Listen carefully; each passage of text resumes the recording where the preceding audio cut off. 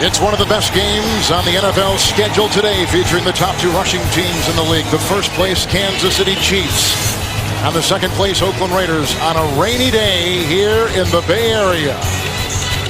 Kevin Harlan with Solomon Wilcots.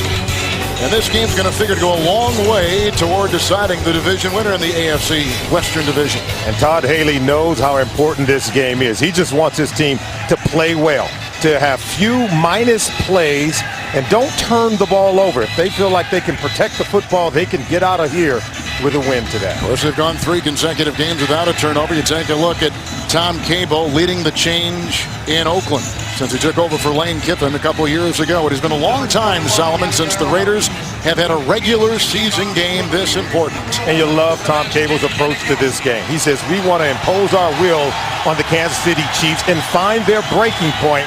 So they expect a very physical, hard-fought game today.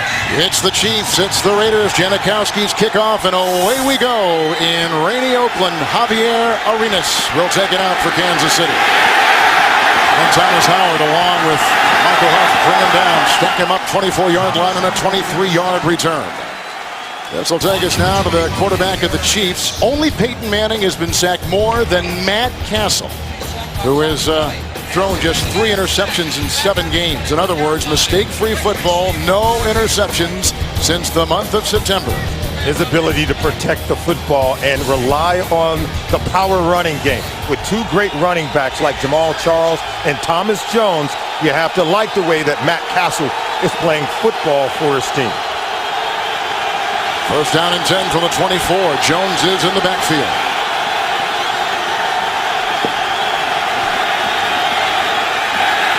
Here comes the rush. He got away from Lamar Houston, then is doused at about the 26-yard line and a gain of 2 yards on the play. Offensive line, 3 consecutive games. They have given their rushing attack 200 yards or more. Lilja comes back at the right guard today. He has a cast on that thumb. Thomas Jones has been a terrific addition to this ball club. 5 consecutive 1,000-yard seasons. Second down and 8. This is Jones. Not a lot there.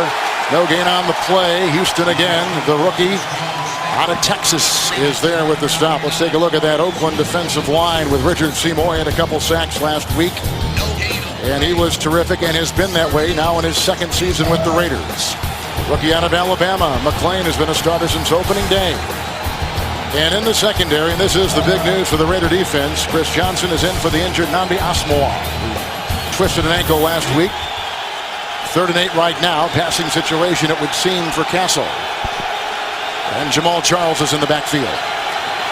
5 in the Raiders secondary. Albert with the block. Drop pass. Charles had it. Would have been shy of a first down had he been whacked at the 30-yard line.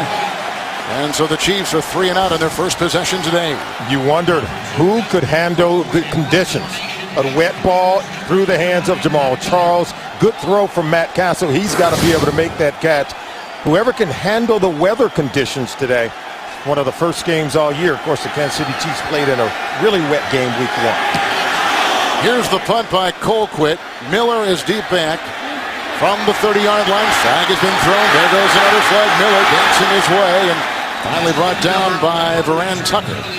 It is a 44-yard punt, a 16-yard return. And the ball is out to about the 46-yard line, like we said. A couple flags have been thrown, and Jeff Triplett is our referee here in Oakland this afternoon.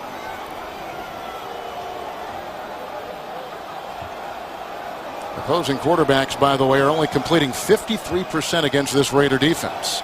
We saw them take their good first swipes at Chiefs on the quarterback Castle. Holding during the return, number 22, the receiving team.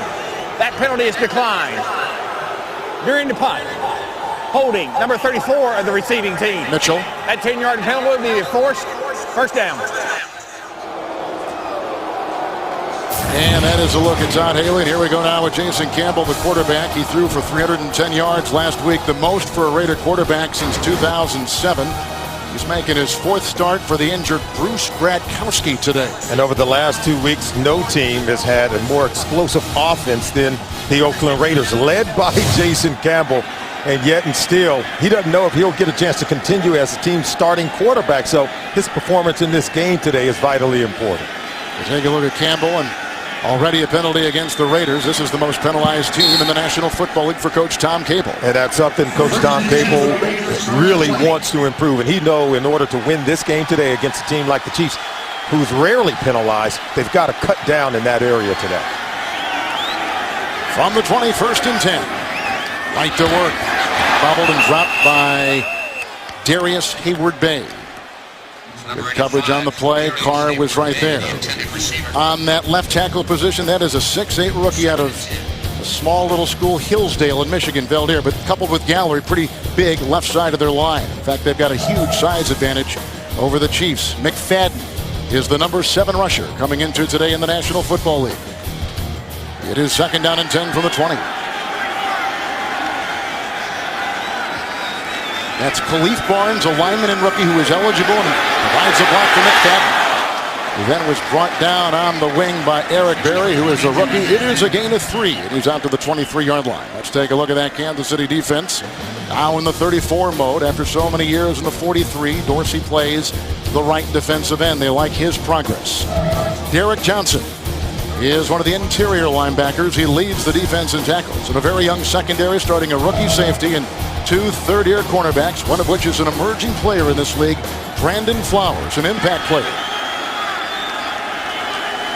3rd and long, 6, the Chiefs in the nickel. Washington has come in.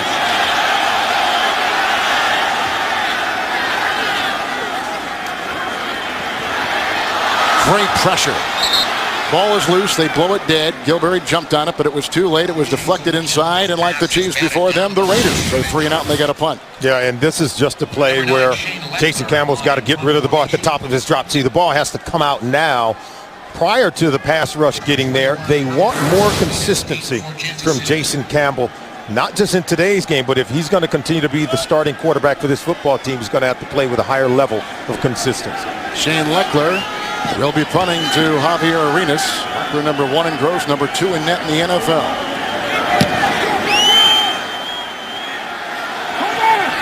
Arenas from the 27-yard line. Finds a seam, runs into his own blocker, I think was Studebaker, and he's out to about there's a late flag thrown. 36-yard line, 9-yard return on a 48-yard punt with a time of over 4.5. And so we've seen a lot of flags early in this game. And Javier Arenas is one of those talented rookies we're going to see a lot of today. It's one of the reasons why the Chiefs have been able to turn around their football team. During the return, illegal block in the back. Number 85 in the return team. 10-yard penalty, 1st down. And 85 is Jake O'Connell, who's a backup tight end. The Chiefs have run the ball well last couple weeks. Over 200 yards rushing or more in 3 consecutive weeks. They were able to shred that Houston Texans defense for over 200 yards rushing. And then, how about what they did to the Jacksonville Jaguars? 236 yards on the ground between both running backs, Jamal Charles, Thomas Jones, what they did to Buffalo again last week. 200 yards rushing or more in 4 of their last 5 games. 1st and 10, they come to the near side with Bo. Route was there on the coverage. It's a gain of 6, and they'll put the ball at, let's see here, about the, where have they spotted it, 31, 32-yard line?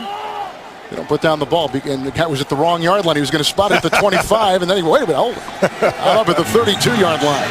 How about Kansas City? The first 4 plays of this game, 2 runs, 2 pass. We're touting their dominant run game. They rank number 1 in the NFL. Let's see, sooner or later, they'll get back to running the rock. Castillo in at the fullback on the 2nd down and 4. Jones again. You see Houston right there. Also a tackle after a gain of 3. Out to the 35-yard line. Here's Lamar Houston. We said before that Castle had only been sacked 3 times. He and Manning have been sacked the least amount of times in the NFL. That is a nice compliment for that offensive line. Absolutely, and they're not throwing it a whole lot. They only throw it 43% of the time, which means 57% of the time they are running the football, and it's allowed them to improve their entire football team, giving their defense a lot of rest. Charles is in, 3rd and 1. Castillo. And he plows. Looked like maybe Shaughnessy made the stop. Barely by the 35. He'll be short. The Chiefs are going to have to punt for a 2nd consecutive possession. Kansas City Chiefs come in averaging 5.2 yards per rush attempt. But you could see they're finding it very difficult to get movement up front. This is a very big and stout Oakland Raiders defensive line. And Richard Seymour, who told us that they felt like they had the matchup advantage. They felt like they could penetrate and dominate the line of scrimmage. It's where the battle is going to be won today. Nick Miller is deep back on this punt by Dustin Colquitt. Second punt for the Chiefs on the 17-yard line. Hang time of 5 seconds. Passing his way and then brought down on the play with a nice tackle made by Kansas City's Thomas Gafford. He is the long snapper on a 48-yard punt, a 6-yard return, and the second possession now coming up for the Oakland Raiders. They'll start at their 23-yard line. Hugh Jackson, the offensive coordinator, giving the instructions to Jason Campbell. And the reason why Jason Campbell has played well and why this offense has gained over 500 yards in each of their last 2 ball games, I think you've got to go right back to the offense coordinator, Hugh Jackson, and what he's done. He's empowered his quarterback to take chances throwing the ball, and he's put the ball in one of the hands of his best players, Darren McFadden, at the running back position. With Tyson Jackson now in one of the defensive ends for the Chiefs on 1st and 10. They go outside. This is Marcel Reese. He is a fullback out of Washington. Gain of 7 on the play. Dropped down by McCraw and others. The ball out to the 30-yard line. Marcel Reese, the former wide receiver at the University of Washington. Not your typical fullback, Kevin.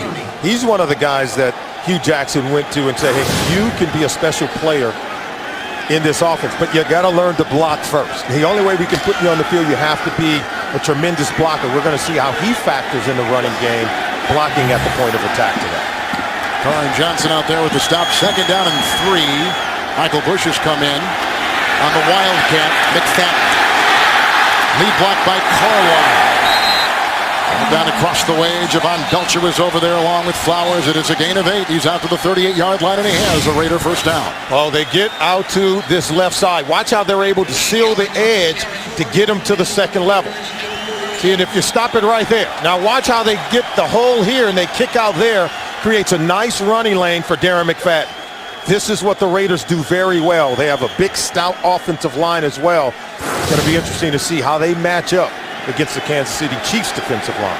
Another Wildcat, McFadden, who played a little bit of quarterback, of course, at the University of Arkansas. Bottom of your screen is the quarterback, Campbell. 1st down and 10. Handoff, Bush. Good cruising running back, and he takes it out to about the 45-yard line. And Vrabel was over there. Derek Johnson was making the stop. Gain of about 6 on the play. They'll spot him at the 45. Hugh Jackson talks about the versatility of players that they have on offense. Remember, Zach Miller's not playing in today's game, Kevin, the leading receiver at the tight end position. So Hugh's going to use everything he has at his disposal. Darren McFadden is a very versatile player, as we're finding out in this Wildcat formation. 2nd down and 3. The fake to Bush. McFadden. Belcher with a stop. Gain of 7 on the play into Kansas City territory now at the 48-yard line with the Wildcat. Talked about some of the players that were not available today. McCluster is out again for the Chiefs, inactive with that bad ankle. Zach Miller, who is a terrific tight end, receiving tight end, is out for the Raiders. Yeah, and you, upon first thought, you would think, wow, what a big blow. But there's other weapons in this offense. You could see early on Hugh Jackson using some of those weapons to manufacture first downs and create opportunities on this first drive.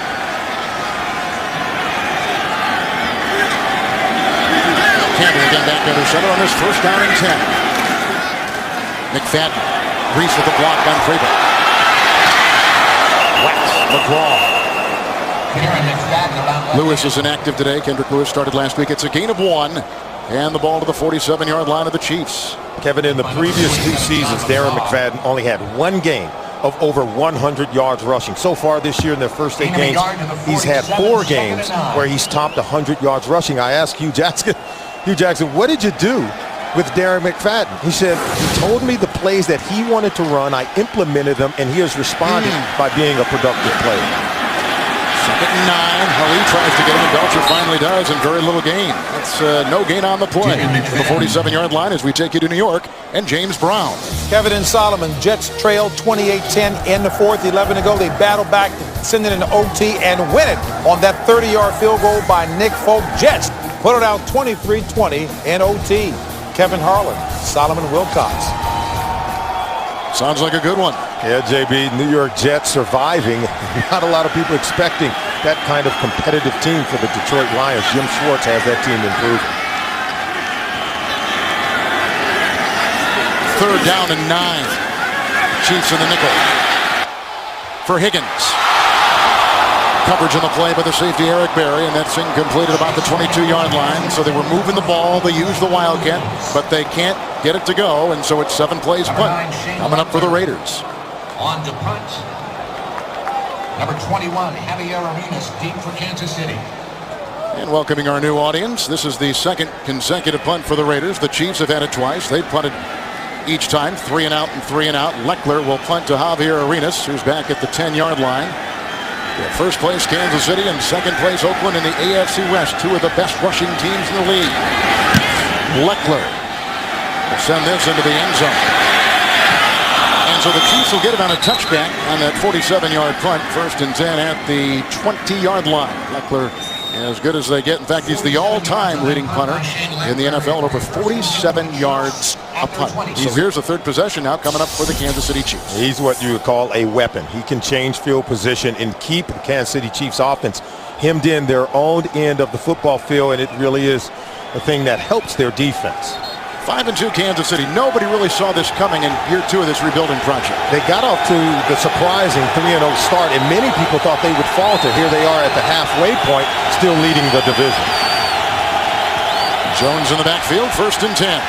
Rushes on. Moriaki.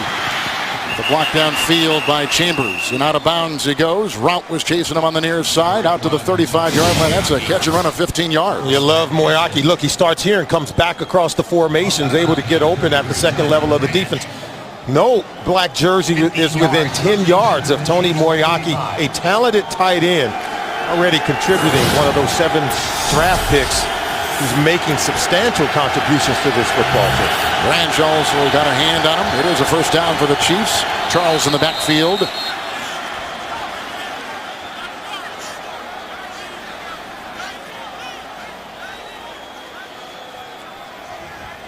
Chiefs are coming off a win last week over Buffalo, where they did not play all that well, yet won in overtime, 13-10. As you take a look at 2nd-year head coach Todd Haley, who's done a terrific job for this team. The Raiders won last week. They beat Seattle. Encroachment. Defense. Number 90. 5-yard penalty. Still 1st down. It's Desmond Bryant, one of the few Harvard players in the NFL, and so they mark it at the 40-yard line. And he's one of the smart guys. Yeah, he is. But still can't stay offsides. You take a look at the most penalized team in the National Football League. Already 2 penalties against the Raiders today. They average 9 penalties per game. Way too much if you're going to be a winning team. Jones in the backfield. Charles on the side here on this 1st and 5. Seymour makes the stop on Thomas Jones out of UVA, and out to the 44-yard line he goes. And Seymour has been a culture-changing guy for this Raider team. He's a guy that brings over tremendous leadership after so many years with the New England Patriots. And a couple of the opposing coaches for the Kansas City Chiefs, their offense coordinator, Charlie Weiss, Romeo Purnell, the defensive coordinator for the Chiefs, who had coached in New England while Richard Seymour was there. He said, yeah, they're going to give him a scouting report on me. They're going to tell him how great I am. Isn't that what he told him? Yeah, right. He wasn't shy. Charles is in, 2nd down and 1. He gets the call. Nice block up front by Lilja. He's into Raider territory. He's got the 1st down, picking up 5 on the play. Lilja, who's back at that right guard with a nice block to open up that hole. Kevin, this Kansas City Chiefs football team, they just keep coming at you. And we saw in the first couple of possessions where they weren't able to manufacture rush yards going right up the gut of this Oakland Raiders defense. Here they continue to pound it relentlessly, continue to come downhill at the Raiders defense. Jones in on 1st and 10.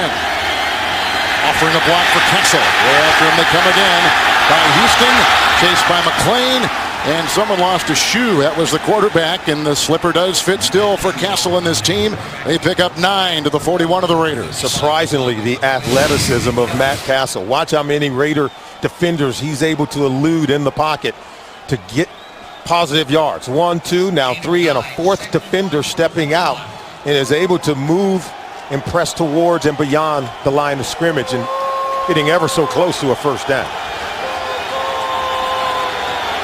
Both teams on 2-game winning streaks. Here is the 3rd possession for the Chiefs. 2nd down and 1. Jones Lilja blocked, Castillo blocked, and then Shaughnessy brings him down with no gain on the play.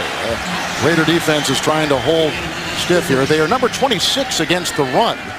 Not glaring numbers, but they do plug that middle at times. Absolutely, and the key is today is to eliminate big runs by the Kansas City Chiefs. And they know it's going to be a war of attrition. They know this will be a four-quarter football game where continuously both teams are going to pound it at one another. Who is going to be the last team standing in the fourth quarter? Because both teams, they're not shy about it. They want to run the football. Jones and Castillo in the eye, 3rd down and 1. Thomas Jones. Richardson trying to lay a block, and there wasn't a lot of room right there, and you saw the group of Raiders making the stop at the 40-yard line, which is where they had to get for the first down. Richard Seymour said of Thomas Jones, he's a blue-collar hard worker. He has our respect. He's the kind of guy you want on your football team. Everyone speaks in glowing terms of Thomas Jones. Even his head coach Todd Haley had wonderful things to say about him, and what an addition he has been to their football team. They'll bring the chains out. They tried earlier 3rd and 1. They couldn't get it. Here's another 3rd and 1. Let's see if this produces a first down. And if it doesn't, which it won't, it's a 4th down in the past. This has been a real interesting story in Kansas City. Going for 4th downs. He calls it sometimes a 4th down mode. He puts his offense in. And they're in plus territory. That's where he wants to do it. And he has already told the offense, we're going to go for it if we get in positive territory. And so he said everyone is on high alert. The defense, the offense. He said guys in the huddle, their eyes light up when they're in that 4th down mode and that mentality you talked about, Kevin. They feel empowered, the offensive really players. And you know what? It says to the players in the huddle, as a head coach, I trust you. Go out and win the football game. 2 tight ends, including Pope, 4th and 1. Jones in the backfield. Up, someone moved. Looked like Lilja. Tralnick at 4th and 6. False start. Number 65 of the offense. 5-yard penalty. 4th down. He didn't play last week because of that right hand. Lilja. Right there. We said high alert. He's way on high alert. Yeah. And maybe too energized. He's not watching the ball. He's right next to the center and could see the ball, but clearly Ryan Lilja, he was able to jump and prevented the Chiefs an opportunity from picking up a first down. So there was a nice catch and run by Moeaki on that drive of 15 yards. And look at this. They're going to go now for a fake, and they've gone in the Wildcat. Arenas is in the quarterback position. He'll take it with a block from Copper and work his way back to the line of scrimmage, and they cannot get it. The 40-yard line is as far as he gets on downs. The Chiefs will turn it over to the Raiders. They were back at the 46 with the penalty. They get back to the 40-yard line, the original line of scrimmage before the penalty. 7 downs. They turn it over to Oakland early. Richard Seymour and that Raider defense doing the job. Excellent job on the 4th down play. And, you know, everybody thinks that Todd Haley may be a riverboat gambler by going for it on 4th down. We have proof to tell you that a lot of teams in the National Football League are doing it a lot more. Wildcat on 1st and 10. After the Chiefs give it up on downs. McFadden, he can throw. Reese with the block, looking for Hayward Bay. And incomplete with McGraw back there and Barry. They were going for the young receiver, Darius Hayward Bay out of Maryland. It'll be 2nd down and 10. He can throw, but it wasn't a good decision. You talk about throwing it into a team meeting. Take a look at how many red hats are in the area as opposed to the black jersey and the intended receiver for Darren McFadden. Look at the red jerseys. You have 3 defenders there, have a better chance at making a play on the ball than Darius Hayward Bay. Campbell back in. Sean Smith playing the left defensive end on this series for Kansas City. 2nd down and 10. Blocked by McFadden. Down they go, and a great rush put on in the middle. With the stop for the Chiefs, Eric Berry with the sack. It's a loss of 9, back to the 32. Take a look at this. He'll just come off that right corner. He's able to beat the block by Darren McFadden. Comes off, keeps his footing, and still able to get the sack on the quarterback. First career sack. Getting continuously better each and every week. I watched him on tape the way he defended the run from his safety position last week against the Buffalo Bills. And now you can see Romeo Cornell is not afraid to use him around the line of scrimmage to put pressure on the quarterback. Arenas is in. Washington in. 6 in the secondary for the Chiefs on 3rd and 19. They need the Kansas City 49. McFadden to the 45. Brought down by McGraw. Well shy of the first down. 3 and out for the Raiders.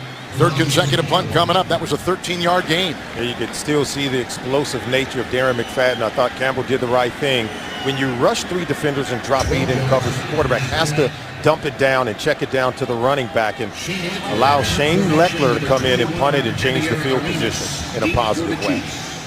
Arenas, who was in on that last defensive play, part of the dime package for Kansas City, leading the punt from the 5-time Pro Bowler Shane Leckler. There is little breeze, and so, and it's a fake.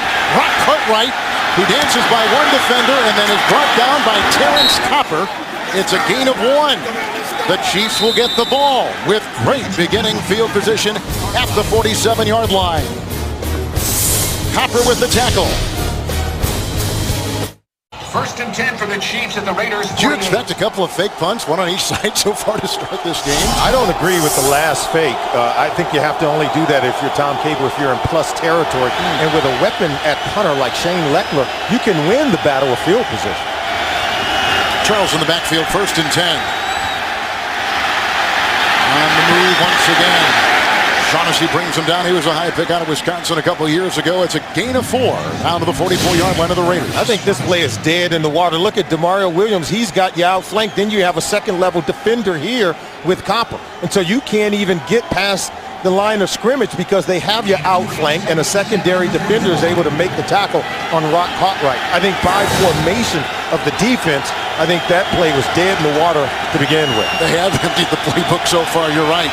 2nd down and 7. Thomas Jones was in the backfield going deep, looking for Chambers. That's a penalty flag. The coverage by Chris Johnson taking the place of Asamoah today in the secondary for the Raiders. Wow, I'm not so sure on this one. Initially, I thought Johnson was in great position, got his head around and played the football. You got to let him play. One-time Chief, Chris Johnson. Pass interference. Defense, number 37. Automatic 1st down. In for Nnamdi Asamoah. Take a look. Matched up against Chris Chambers. They're both hand fighting. Now get your head around, find the ball. Now both of them have hands and arms locked. Where was the contact initiated by the defense when Johnson was playing the ball?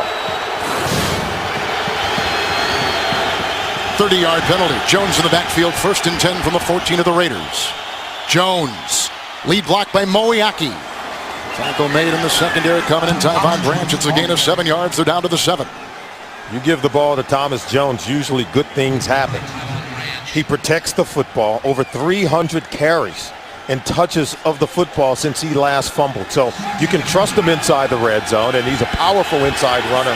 He's always going to break that first initial tackle. 2nd down and 3. That's Brand Tucker atop your screen. Jones to the 5. Seymour got a hand on him, as did Shaughnessy. It's a gain of about a yard on the play, which takes us to the conclusion of the first quarter. No score. The top 2 teams in the AFC West in Oakland.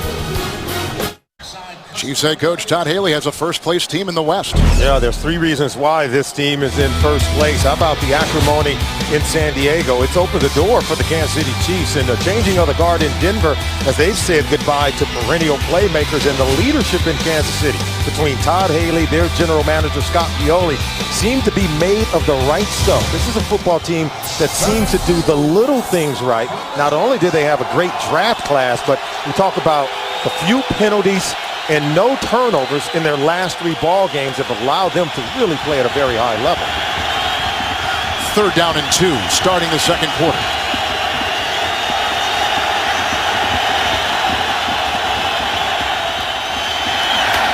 Caught Moiaki. That should be a touchdown. He never hit the ground. He rolled on the player. His foot never hit the ground. His knee never hit the ground. 6-yard touchdown pass. Castle right on the money. Oh, excellent play. Tony Moiaki, we talked about him being one of those coveted draft picks to come over in the class of 2010 for Kansas City Chiefs. Gets inside of Mike Mitchell. You mentioned it, Kevin. He never touched the ground as he rolled over Mitchell, number 34, came down with the ball across the goal line in the end zone. And Tom Cable wants to take another look at it. But if he sees the same pictures we saw, It's going to be for naught. Moriaki has already been NFL Rookie of the Week earlier this season. He's got 2 touchdown receptions. That may have been number 3 right there. And talking to Todd Haley last night, he says his maturity factor. He's always at the right place at the right time. 3rd round pick from Iowa. A very good player. You can see he can do the little things right. Understanding you've got to get across the face of that safety. Oakland is challenging a ruling on the field of a touchdown. Looked like he rolled right over the defensive back for the Raiders on this strike by Castle. Raiders are contending he hit the ground before he went in the end zone.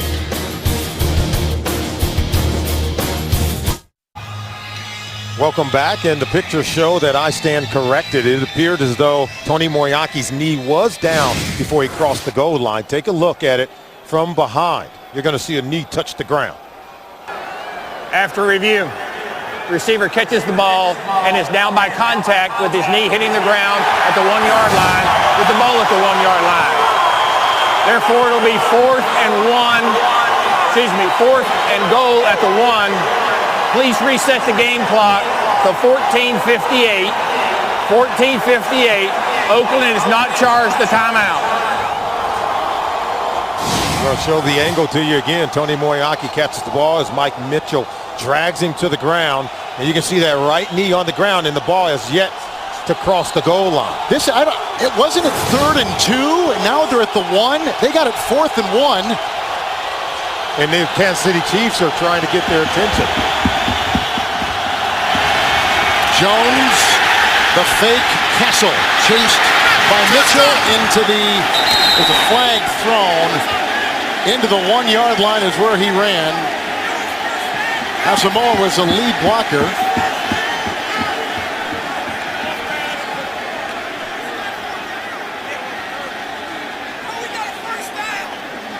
Todd Haley is trying to get the attention of the officials. He's trying to get the attention of the officials and trying to go back and determine the down and distance prior to the play by Moriaki. Holding, offense number 45. 10-yard penalty, still 4th down. But you have to make that argument, Kevin, before they snap the ball. It was right, exactly. You can't go back and do it over now. It was 3rd and 2. They throw to Moriaki. He's down at the 1. Absolutely. It should have been a first down. It should have been a first down. It should have been a first down before they snapped the ball and got the holding penalty. And now Todd Haley is trying to correct them and try to get their attention. He was trying to get their attention actually before they snapped the ball. It was 1st and 10 at the 14. Jones had a gain of 7. This is the 3rd down play to Tony Moriaki. He's past the first down marker there. They have completely screwed this up. So it should have been a first down. They have completely screwed this up. And let's see if they admit the mistake. Now Todd Haley and his coaching staff are trying to get their attention. You might say they were slow to react, but the point is when the officials made the announcement, everyone was saying, okay, what was that? And you and I were looking at each other. We thought it was first down as well. So now they're going to go back. They're going to take a look at it. It's going to be interesting to see how they handle it. You better call a timeout. You better call a timeout. At the end of the day, Kevin, you want to get it right. You want to get it right. On the previous play, the ball carrier made the first down stick. Right. So it was 1st and goal at the 1. So now it will be 1st and goal after the penalty from the 1-yard line. So Tom Cable said, so what are you telling me? That last play didn't count? This is 3rd and 2. This is the Moriaki play on 3rd and 2. And he's going to be down by contact here. But as you can see, he's past the first down marker. So it should be 1st and goal at the 1-yard line prior to the snap of the ball where Matt Castle ran it in and they received an infraction for holding. It's now 1st and goal at the 11. If we're to believe what's going on the field.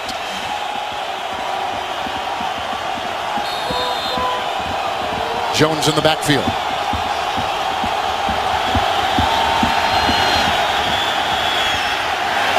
Looking for Tucker. And he's got the ball! What a catch! Undrafted rookie free agent out of Cal. They called him off the practice squad October 23rd. What a reception. And Johnson has been beaten as of late. Lost his starting job to Stanford Route.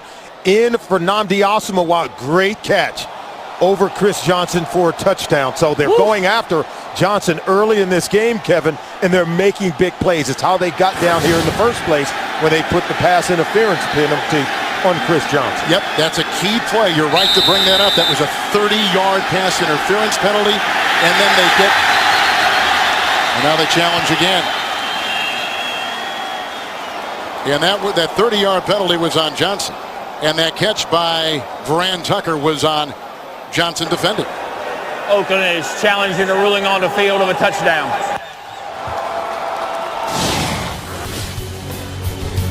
We take a look as we go to break. Was he in or was he out?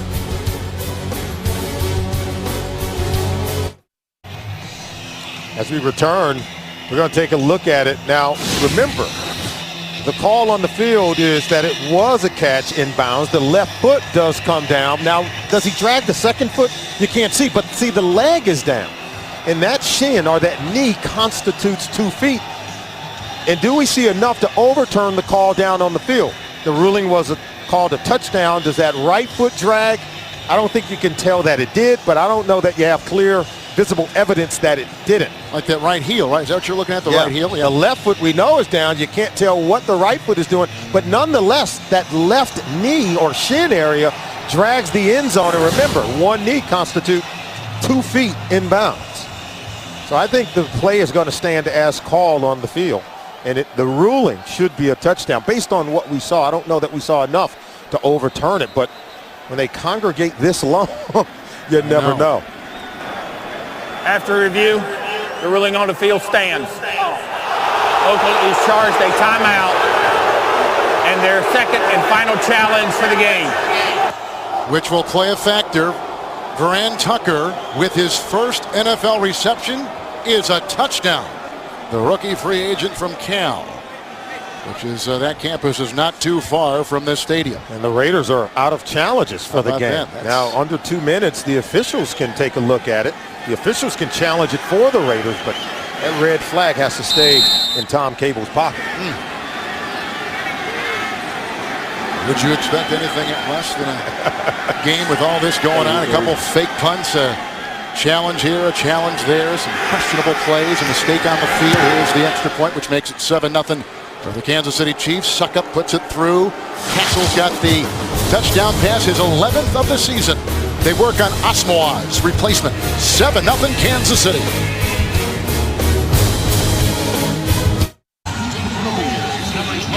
How about playing in your third NFL game? You've never caught a pass. You've been relegated to special teams, and here you are catching your first reception as a touchdown in a big rivalry game against the Oakland Raiders in a place which is just literally miles away from where you play college ball at Cal. And Tucker went out and earned it and did it the old-fashioned way.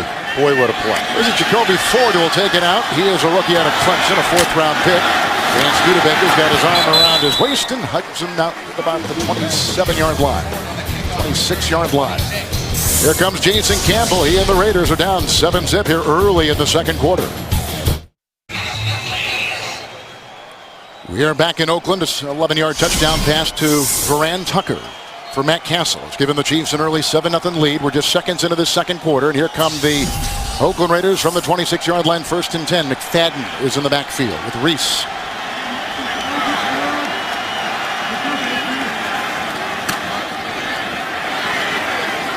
Swing pass to Reese. Brought down by Smith.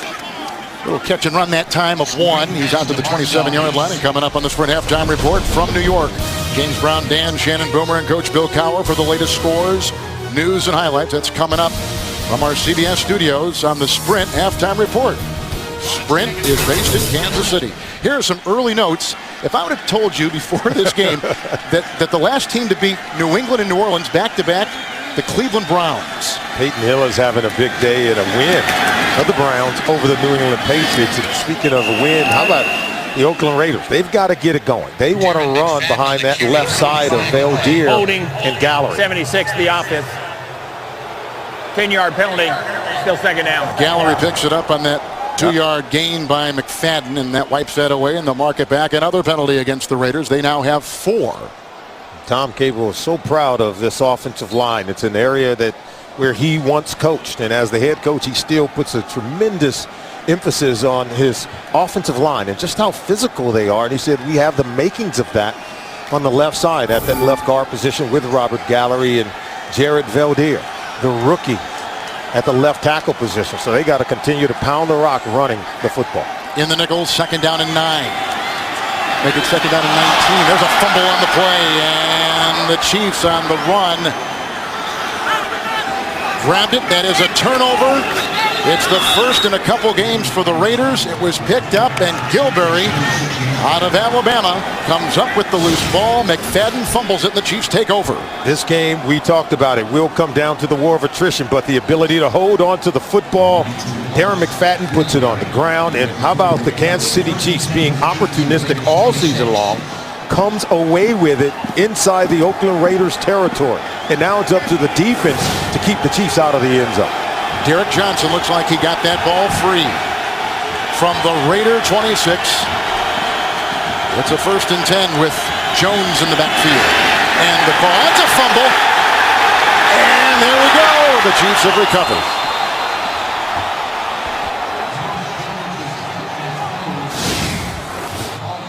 Boy, this is a rare sighting. Thomas Jones putting the ball on the ground. And the Raiders, you have to maintain possession. Richard Seymour had the ball, tried to pick it up and run with it, and they were able to knock it out of his hand. Watch him. He picks it up, and then they knocked it out of his hand. The Kansas City Chiefs fortuitously get the ball back.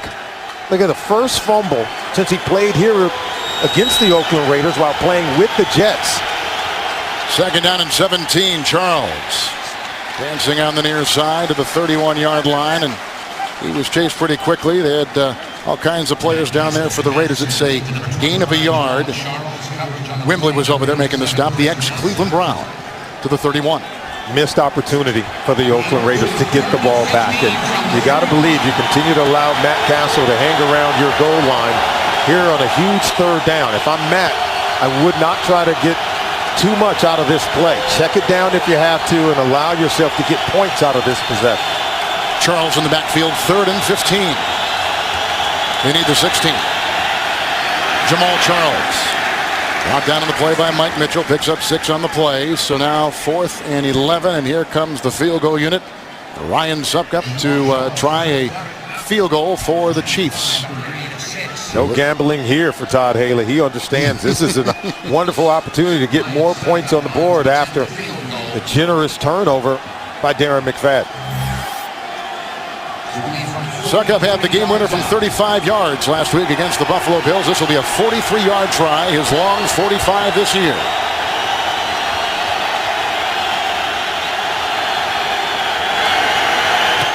And he gets it to go. 10-0 Kansas City with the 11:08 to play here in the first half. They cash in on the Raider fumble. Suckup from 43.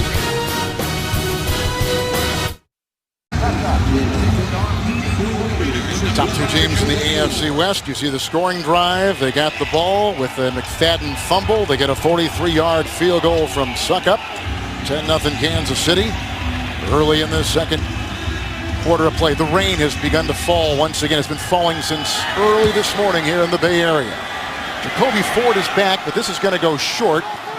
And it's picked up on the play by Rock Cartwright out of K-State. He's the one who had the fake punt try earlier in the game. It's a 14-yard return, and he's out to about the 27-yard line. And in honor of Veterans Day, text USO to 27722 to donate $10 to the USO. Help the USO lift the spirits of troops and families around the world. And we all are thinking of our troops both home and abroad as we approach this holiday season. Campbell 1st and 10 from his 29. Bush is in. McFadden is out. Michael Bush, flea flicker. Campbell. He's got his receiver. Underthrown, incomplete, and the coverage by Carr at about the 23, 24-yard line, and downfield he goes, incomplete. Boy, Brandon Carr turned on the afterburners because he was beat initially. Watch on the flea flicker as they toss it back to Campbell. Campbell's got to get the ball out because look at the top of your screen. There he is coming open. He's deep. And Carr just plays catch up to him, but doesn't make contact, allowing him to come back to the ball. This ball is overthrown. It's underthrown, I should say, but they've got to find a way to take advantage. Once you have the defense beat, you've got to be able to track the ball, find it, and catch it. It's Rubio and Jackson on that defensive line for the Chiefs. They continue the rotation. It's 2nd down and 10. This is Bush. Khalif Barnes with the block, and there goes Bush out of Louisville. Brought down by Flowers. Flag thrown on the play. Gain out to about the 45-yard line. 16-yard pickup as it stands right now for Michael Bush.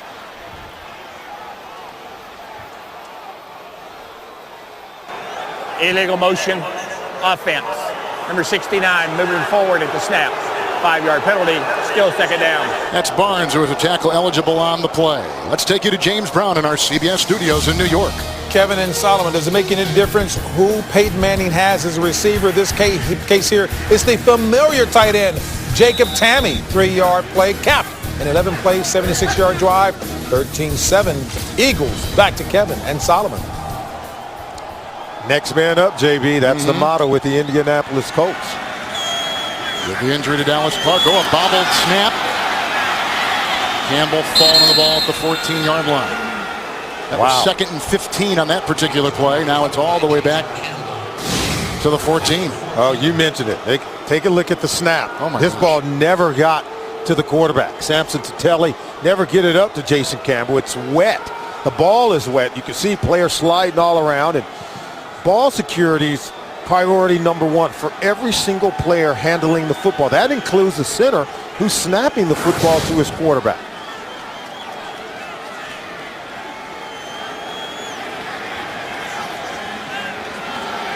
Rain continues to fall. 3rd and 25. The Chiefs with 6 in the secondary. Bush, Gilbert brings them down. At about the 17-yard line, pick up a 3. The Raiders with another 3 and out, and they got to punt the ball.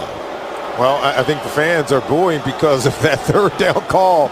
I like the call. If you're Hugh Jackson, after you get 3rd and 22, okay, all you want to do is hand it to the ball carrier and try to punt it. Use Shane Leckler to try to change field position. But after the botched snap by Samson Tatelli, I think Hugh Jackson, the play caller on offense, really didn't have anywhere to go.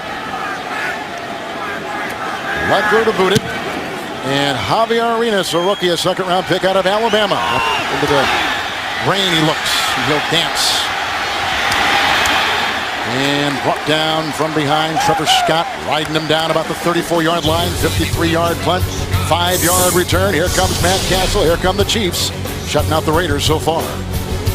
Matt Castle has thrown a touchdown pass. Raiders have turned it over. Here come the Chiefs once again. 1st down and 10 from the 35-yard line. Charles will be in the backfield.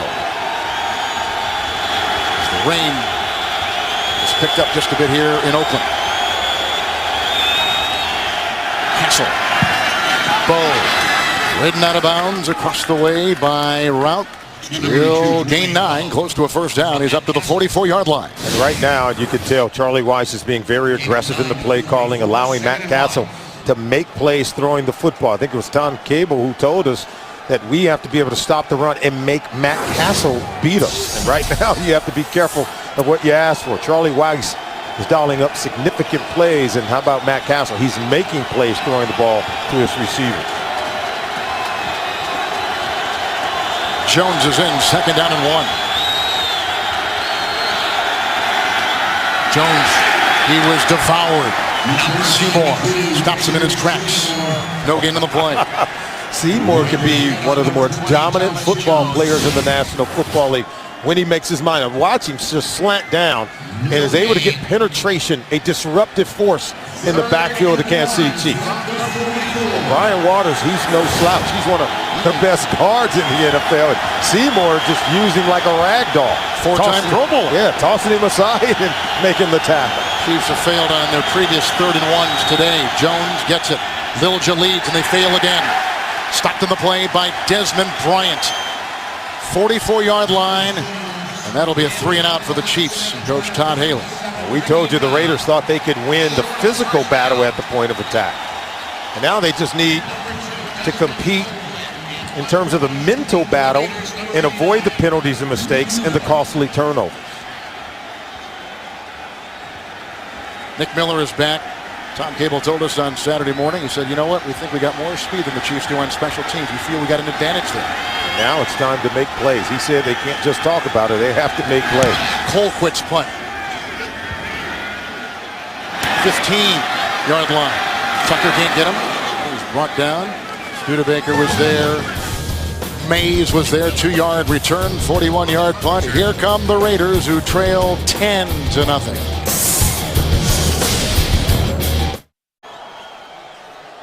It's been raining most of the game. Chiefs on top. A Castle touchdown pass.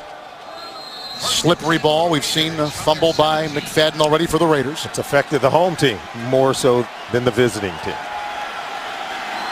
After the Chiefs 3-and-out, 1st and 10.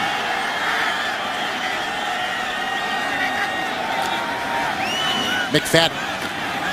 Austin Walker trying to give a block, and then you see Tyson Jackson, who begins this series as the left defensive end. It's a gain of 3 to the 20-yard line. Yeah, the Oakland Raiders have to come out and play much more crisp in early going of the game, not securing the football when thrown to him on the perimeter. We've seen fumbles from Darren McFadden putting the ball on the ground. In the center, Samson Sateli can't get the ball to his quarterback. So we've seen a number of miscues from an offense, 3 punts, 2 fumbles, only 2 first downs from an offense that put up 92 points in their last 2 ball games and over 500 yards total offense in each of their last 2 games as well. Khalif Barnes in tight near side for the Raiders, 2nd down and 7. Campbell going deep for 4, working, he dropped the ball. Working on Flowers at the 32. He had it, and he dropped it. I think Flowers provided the distraction, grabbing that right arm. You know, Flowers, he was a step behind of Ford. Ford's got blazing speed. Now watch the right arm. See, well, he just dropped that one. It hit him in the midst. But Flowers certainly took a swipe at him, serving as a distraction at the perfect time. So just a good play. Flowers emerging as one of the better cornerbacks in the National Football League, really beginning to blossom.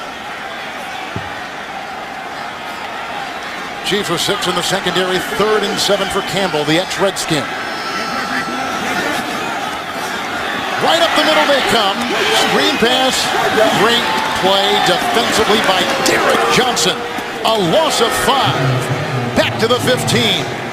Romeo Cornell. Yeah, Romeo Cornell's group is playing well. Look at the pressure coming late through the middle, and then watch the coverage on the back end. So Tamba Hali running a stunt in the face of quarterback, and then the tight coverage as well. Pressure on the quarterback, tight coverage on the receiver, reading the screen and diagnosing the play is Derek Johnson. Excellent read and recognition on defense. Leckler again. Javier Arenas is deep back for the Kansas City Chiefs. Great hang time. Coverage is there from the 28. Got a block, finds a seam, flags on the field, and there he goes with the punter to beat. He gets by Leckler. He's being chased by the rookie into the end zone. Brown couldn't catch up. Flags are down. It was great hang time, too. On that 56-yard punt and a 72-yard return if it stands. And the body language of both teams says it will not. Still have to be impressed with the speed and quickness of Javier Arenas. Smooth runner and a wonderful player as a rookie. During the return, illegal blocking the back. Number 29 of the return team. Rookie. 10-yard penalty, 1st down. Eric Berry. Caught right there, wipes away that 72-yard punt return. They had one earlier, the Chiefs did, by Dexter McCluster in the rain against San Diego on opening weekend, Monday night. Arenas couldn't get that one to duplicate.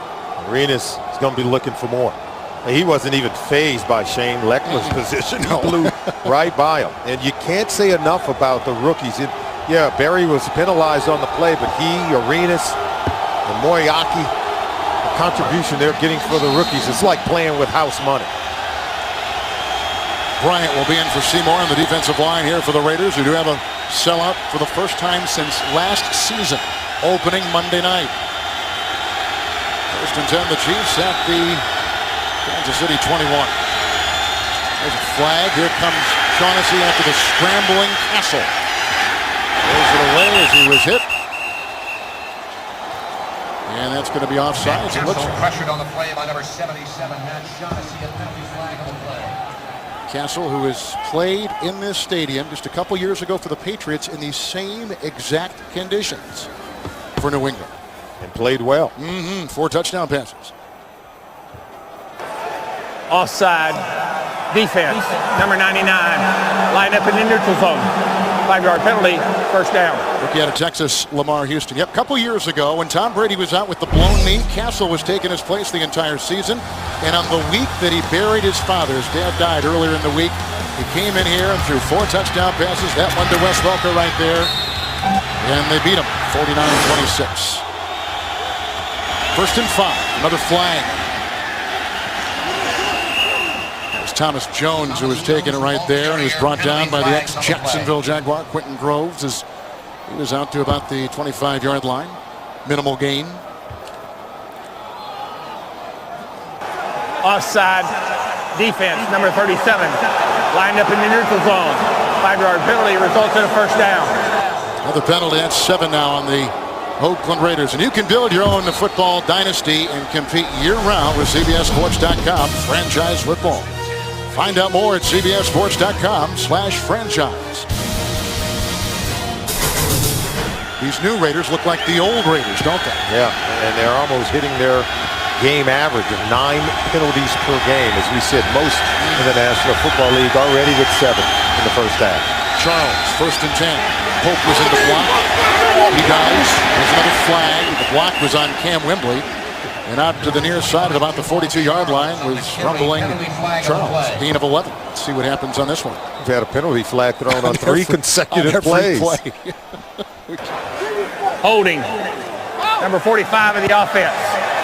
10-yard penalty, first down. That was 6'8" tight end Leonard Pope, former Arizona Cardinal. He's got it. Look, here he is right here. Now, you can't get the hands on the outside shoulders, inside, but see, it's outside there. And so you allow the runner to get to the edge and to the second level because you have your hands wrongly placed on the defender and grabbing the jersey of Cameron Wembley. You know, we officially still have not had a play run on this series. We've had one penalty after another. Wow. First and 20. Charles. Bouncing, chased, Wembley, took him up. Out of bounds, he flies, and that is what happens when Charles gets the ball. He is the number 8 rusher in the NFL. It's a gain of 3 to the 24. You know, moments ago we were talking about Matt Castle and him playing well in this weather. During his visit, even when he was with New England, he's already shown us that he can handle the football and handle the passing game today. When we talked to him last night, he felt like he and his receivers had an advantage playing in these kind of conditions. I know it's taught by Bill Belichick. The receivers know where they're going in these kind of conditions. The defensive player doesn't. Second and 17, looking for Moliaki, and he fends off the defender. Branch and makes the catch at the 48-yard line. Knocking away Branch, picks up a 24-yard gain. What a play by the rookie Moliaki out of Iowa. And what a throw by Matt Castle. We talked about him and his receivers feeling like they had the advantage in these kind of conditions, dropping this one right in the basket. Moliaki willing to go up and contend and fight for the football. Here's Charles on first and 10. Cam Wembley wraps his arms around, brings him down, gain of a yard to the 48-yard line. Just get back on that point you made earlier about, you know, playing in these kind of conditions. They practice weekly with a wet ball, and for this very purpose. They have drills, they prepare for it, and then the footing is the main thing. And you can see it's a wet and muddy field. Now, the guy who can stay on his feet and make an athletic move in these conditions, usually it's the offensive player who understands and already knows where he's going when he makes his cuts. Second down and 9. The blitz is on from Branch, and outside undercutting the route run by the receiver, Bo, is the throw by Castle. The coverage across the way was on Bo by Stanford Round. It'll be third down and 9. Yeah, the pressure in the face of Matt Castle forced him to throw the ball before his intended receiver, Bo, was ready. So good pressure provided by the Raiders on defense. Big third down play. If you're the Kansas City Chiefs, where do you go in this situation? You're going to put the game in the hands of Matt Castle. He has to make good decisions and accurate throws. Extra defensive backs Ware along with Mitchell. Third down and 9.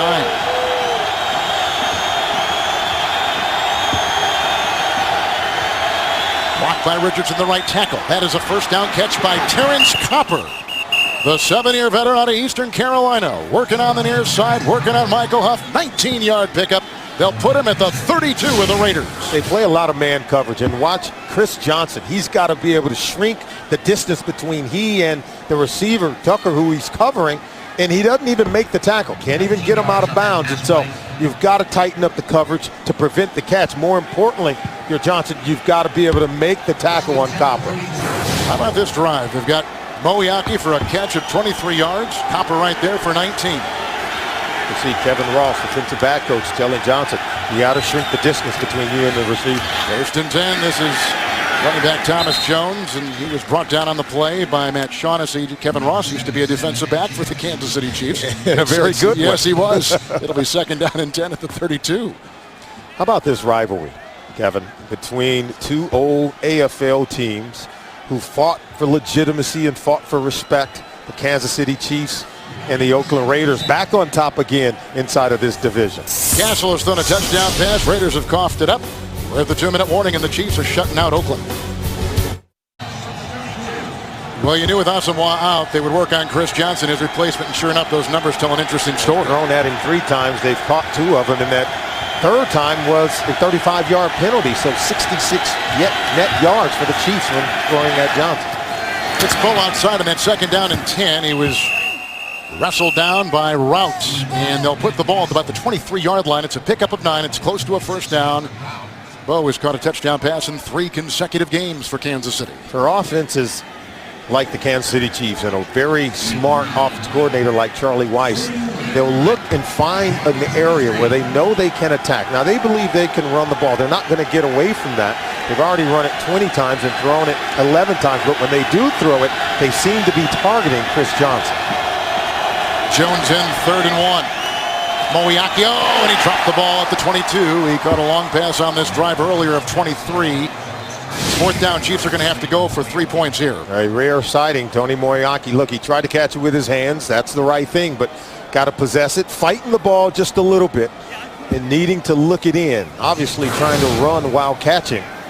Looks like he was trying to run before he actually hauled it in. Chiefs now 0-4 on 3rd down today. Last week, the Raiders held Seattle's offense to 1 for 16 on 3rd downs. Here's a 41-yard try. Earlier, Suckup had 1 from 43 to extend the Kansas City lead, and he does.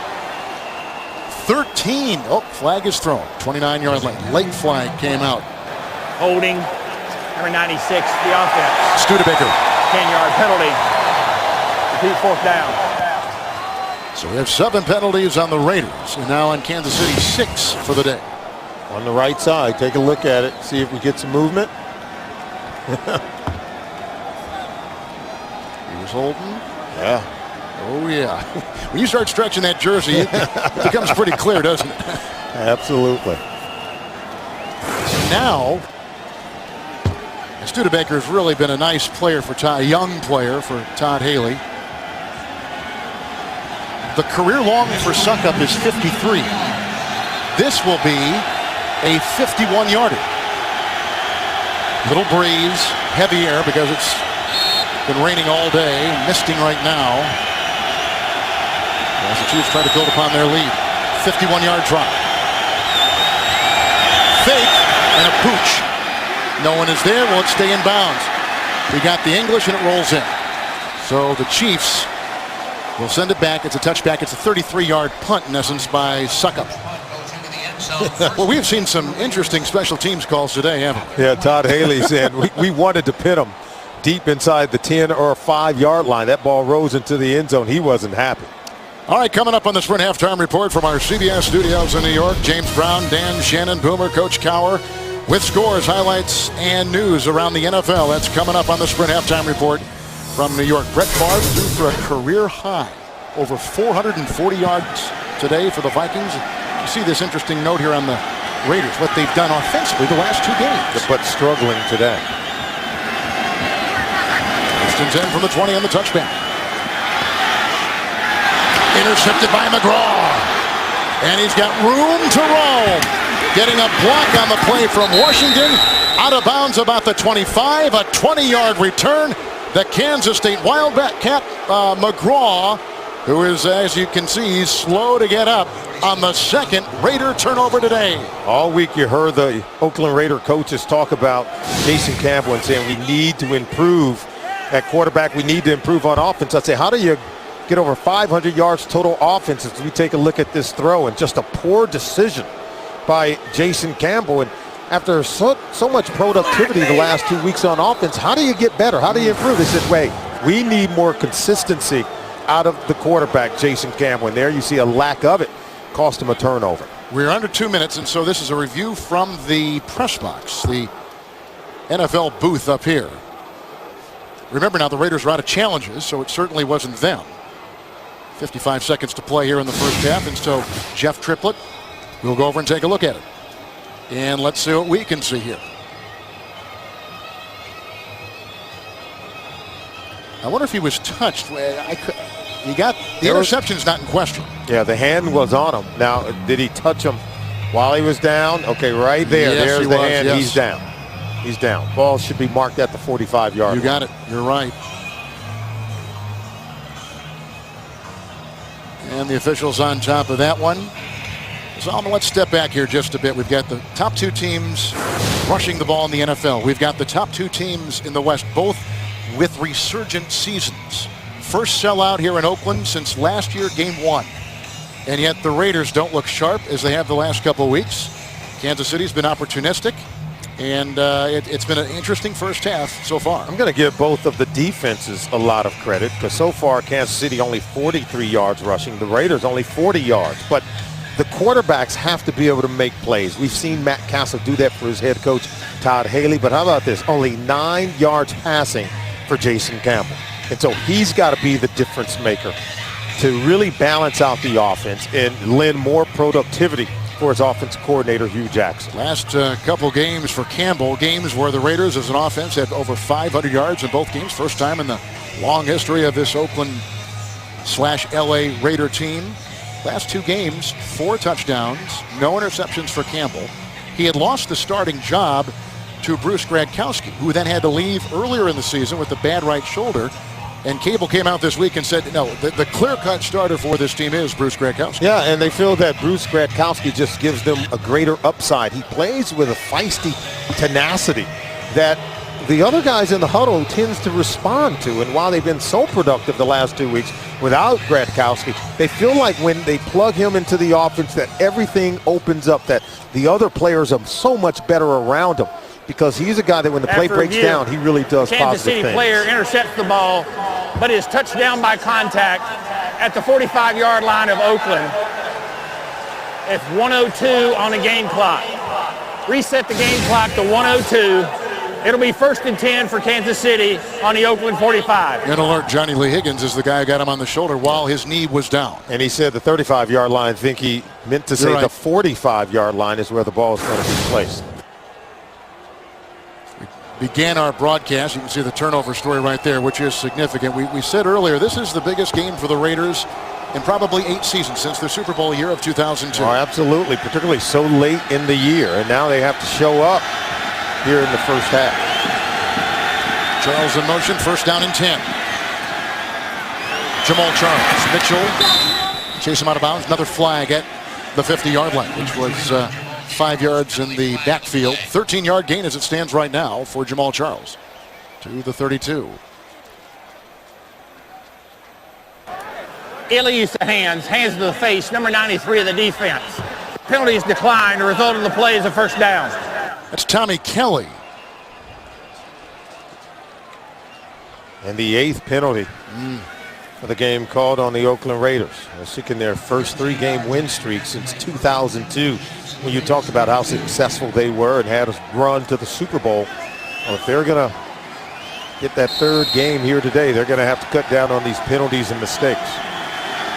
1st and 10 from the 32. Charles at the side of Castle.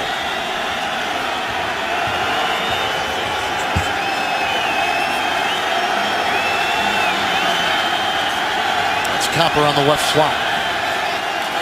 Richardson with the block at the right tackle. Nice backpedaling catch by Bo, who's had trouble hanging onto the ball. Huff is over there with Branch. Down to the 13-yard line. It's a 19-yard catch for former number 1 pick out of LSU, Dwayne Bowe. Excellent strike by Matt Castle. It's a back shoulder throw to Dwayne Bowe, who was highly anticipating the ball to be in that area. He rewards his quarterback by making a catch. So the chemistry now that we see between quarterback and wide receiver is working. And well, you have to wonder what words are being whispered in the ear of Jason Campbell. Chiefs operating with 3 timeouts. And a timeout taken right here. The clock at 51 seconds. The Raiders have taken a timeout. They've got 1 left. Matt Castle has thrown a touchdown pass today. He's got his offense on the move again. Late first half. Back in Oakland. Couple turnovers by the Raiders. A lot of penalties against Oakland so far. They've got 7, but the Chiefs have 6 themselves. 51 seconds to play here. Oakland just took a timeout. It is 1st and 10 for Castle and the offense of Kansas City at the 13. The sun has worked its way through. Charles in the backfield.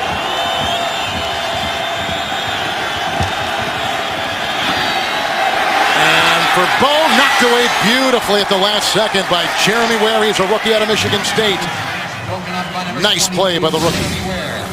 Kansas City Chiefs taking a shot in the end zone. It's been nearly a year and a half since they've had a turnover inside the red zone. And that's just a wonderful play because that ball appeared to be thrown very well to Dwayne Bowe. Just a great defensive play. One thing I do notice about this Kansas City team, they've got a nice blend of veterans and young players on this ball club. And tremendous leadership. Mike Vrabel talked about that when we spoke with him, and something that Todd Haley wanted for his football team. Good mix of veteran players and talented young rookies. Chiefs burn their first timeout. 2 remaining, on the move, leading by 10. Kind of an interesting time here. 47 seconds remaining in the half. Being down by 13 and 17 is a lot different than being down by 10. If you're the Raiders. I think demoralizing. Yeah. If you're the Oakland Raiders and you allow a touchdown off the turnover by Jason Campbell to become more points on the board for the Kansas City Chiefs. McLean, by the way, is out. The middle linebacker, bad hip.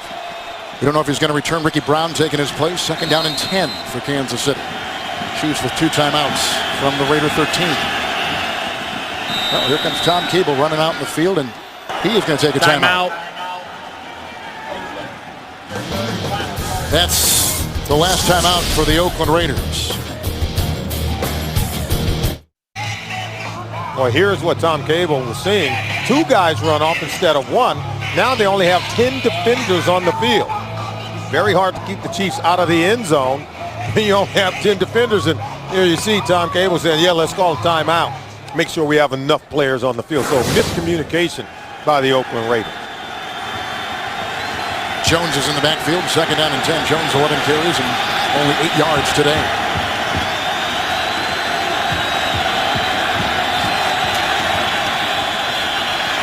Hit by Seymour and sails away. Bo was back there and close at least. Mike Mitchell was defending. 3rd and 10. The numbers on Castle.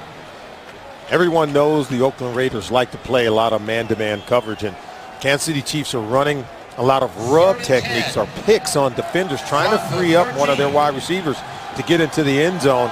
Todd Haley talked about it. He says, yeah, we're going to try it, but they've seen so much of it that they tend to defend those routes very well. Raiders have just put in their 6th defensive back. It's 3rd down and 10. Charles in the backfield.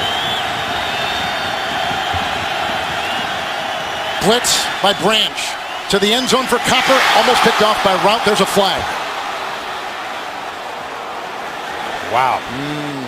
This could give the Kansas City Chiefs, if it's a penalty on the Raiders, could give them the ball right at the goal line. Stanford Rout was playing the ball. Was there some hand fighting? Yes. Did it prevent the receiver from making a catch on the ball? Prior to the pass, holding 26 of the defense. 5-yard penalty, automatic first down. Wow. Stanford Rout is hot. Let's see if the contact with the hands prevented. I don't know. Where was the push? Where was the push? How did he gain an advantage by having his hands on the receiver? It looked like Copper did a flop move more than anything. Now, Rout should have caught the ball.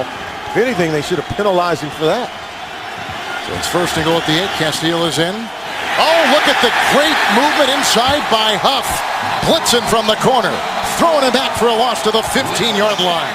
Our number 1 pick out of Texas, Michael Huff. Number 2 tackler on this Raider defense. How about John Marshall, defensive coordinator Yes. for the Oakland Raiders, dialing up a much-needed blitz to create a big play for the Oakland Raiders on defense. Watch Huff come right up the gut. Number 24, there he is. It opens up, and he hits Castle from the blind side. Castle never saw him coming. That's only the 4th sack of Matt Castle this season. We began by telling you only Peyton Manning had been sacked less than Castle this year. And how do you come that wide open on the blitz? I don't know. I think Huff's ability to disguise his intent to rush the quarterback, and they never accounted for him in their protection scheme. Well, they got exotic blitz schemes on this defense of the Raiders. Clearly, you just saw one Yes. there. Very effective.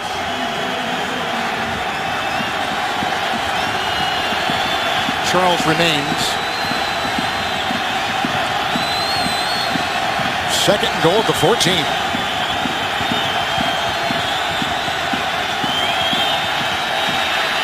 Albert with a block in time and intercepted by the rookie Ware. Wow, that's the first interception thrown by Matt Castle since September. And they had gone 25 consecutive games without a turnover inside the red zone. We talked about it. He throws this ball up. Look how many defenders are there. The ball is tipped up. And then Jeremy Ware comes down with the interception. I thought Matt Castle threw this ball into a very crowded area. Tony Moyaki could not come down with it. You intercept all tips and overthrows, so really good play by the Raiders on defense. That's the red zone number right there in a long time. That's the first interception thrown overall in 136 consecutive passes, and they're going to go to the locker room, are the Raiders. Thankful they only trail 10-0 at halftime. Well, Castle looks ticked off as he and Haley have a little discussion on the sideline. No, I thought Castle could have been more conservative and not take the shot down the middle of the field where there's so many defenders, and I'm sure that's what Todd Haley is saying. Ware has his first career interception.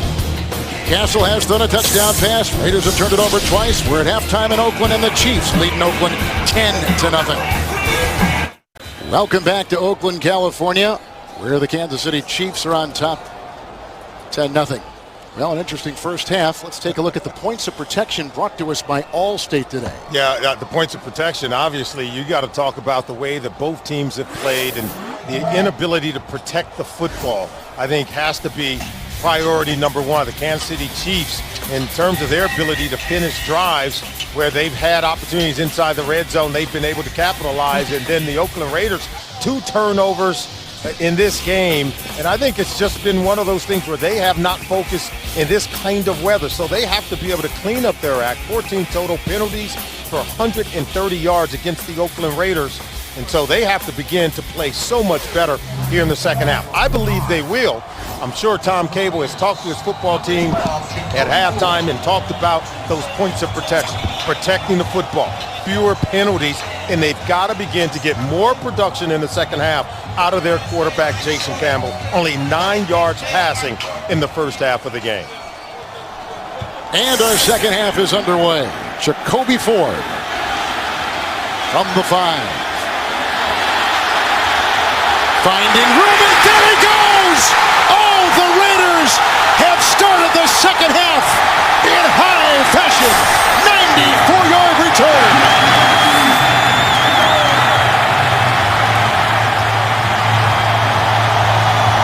No flags. Oh, wait a minute.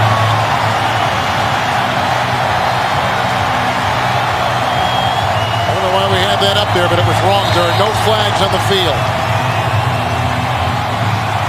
No flags, and much to the delight of Tom Cable and the Oakland Raiders. Cable told us, we have to make plays on special teams.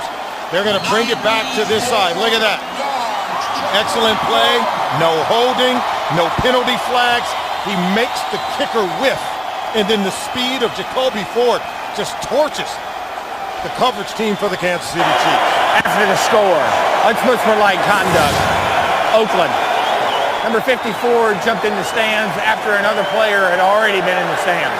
That 15-yard penalty will be assessed on the ensuing kickoff. So the flag was thrown, and the reason why we couldn't see it is because it was thrown in the scrum that was the celebration in the back of the end zone. What about Jacoby Ford, who is a rookie out of Clemson, had his first start last week. His biggest return on a kickoff had been 64 yards against the Houston Texans. It is a 3-point game with 14:48 to play. The electrifying Jacoby Ford, 94-yard kickoff return with a nice block by Rod Cartwright. And the race the other way. They talked about the versatility of so many players. Jacoby Ford was one of those players who were named. Marcel Reese, as well as Darius Hayward-Bay and Darren McFadden. They have talent on this roster. They have speed. All they needed was the steady hand of their coach, Tom Cable, and Hugh Jackson. But how about the special teams play to get them going here in the second half? I said, I thought they played better in the second half, Kevin. I didn't know it was so sudden and so immediate. And if you go back to what we said earlier in the game about this Raider team, they told us yesterday they felt that one of their advantages coming in was speed and special teams. Yeah, and you see that on the return by Jacoby Ford. And now their ability, I think, to protect the ball here in the second half is going to be even more important. Speed is one thing, but playing with a high football IQ, understanding when you can take chances and when you need to hold on to the football is vitally important. Now they're back at the 15-yard line because of the excessive celebration penalty called after the touchdown. But here comes the kickoff by Janikowski.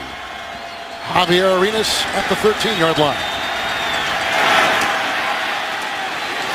And Huff had a hand on it. Oh, there's a fumble on the play. Raiders say they've got it. They do. Mitchell was in there, and Mitchell may have vacuumed in the ball with a second Kansas City turnover. It's a heated rivalry. And Tom Cable said something to his team at halftime to help them to understand the importance of this game. Javier Arenas returning it. There you see the hit. Rod Cartwright coming in, putting a helmet on the ball and lodging it and getting it loose. Look at that. Helmet on the ball, ball out on the ground, right in the hands of the Oakland Raiders. Wildcat. McFadden. Michael Bush gets by Dorsey. Brought down by Brandon Carr. And the run down to about the 29-yard line. He picks up 5 on the play. I think the Wildcat speaks to the versatility in their backfield. The load that is Michael Bush, and how about the talent of Darren McFadden? He's the decision maker in the Wildcat offense. Direct snap, he can hand it to the fullback, he could keep it, and then roll on the option play. If he hits the corner, he'll keep it. If there's a defender there, he'll go ahead and pitch it. Campbell back in, second down and 5. Tyson Jackson playing the left defensive end as they continue the rotation.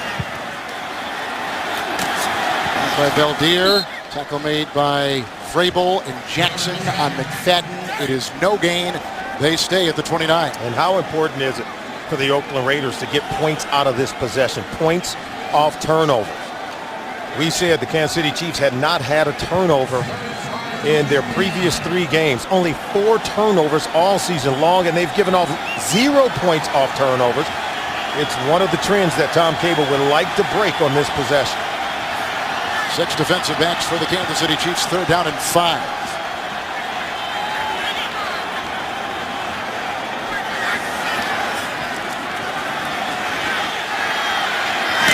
Intercept dropped by McGraw. He had one earlier in the game. He can't find the handle right there, so it's incomplete.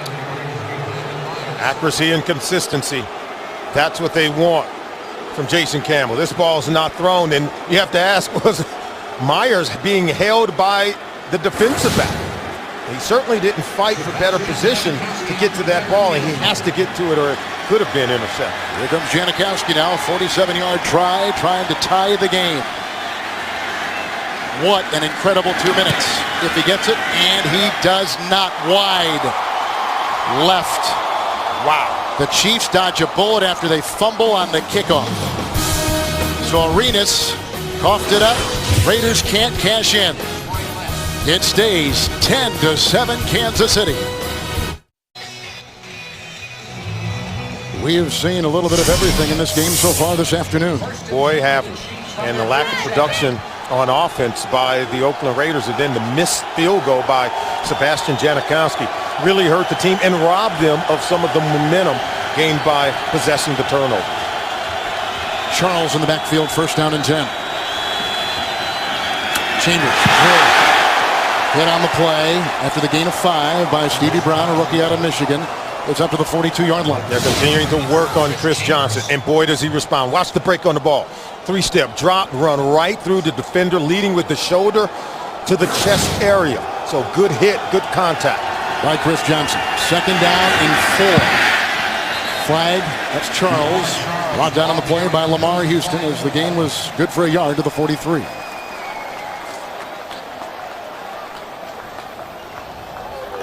Use the hands.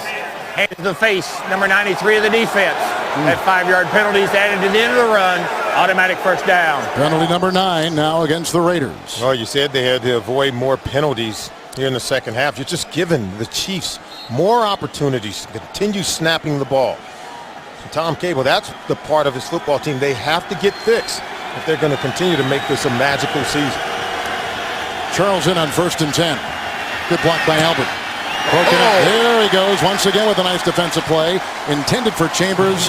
Chris Johnson is there to dive in front of the pass. I like what I'm seeing from Chris Johnson. So many times when a young defensive back gets beat, they tend to lose their confidence. But watch how he'll compete on the perimeter.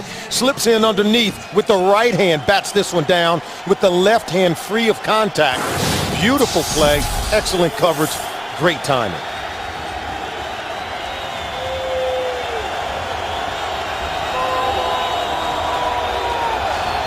Play clock at 10. Second down and 10. Thomas Jones is in.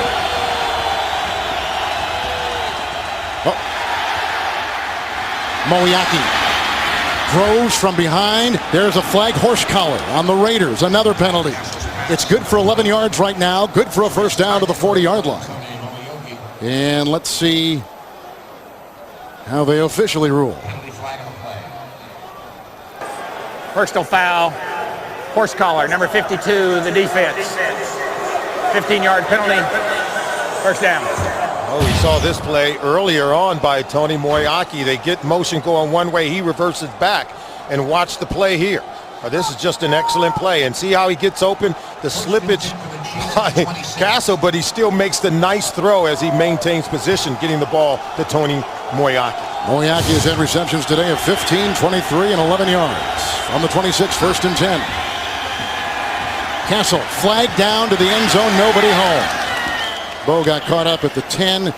Route was deep in the end zone. Flag is down at the 27.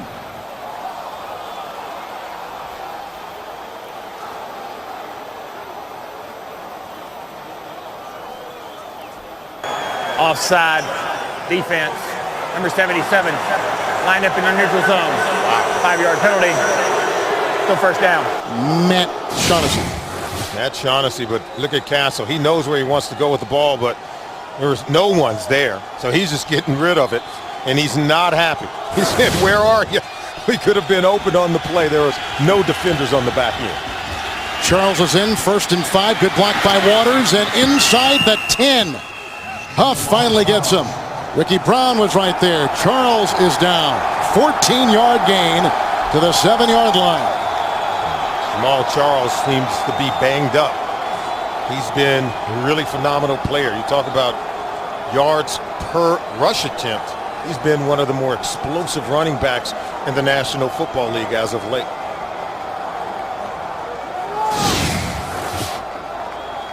We're going to take a look at Jamal Charles, our third quarter clock at 11:42.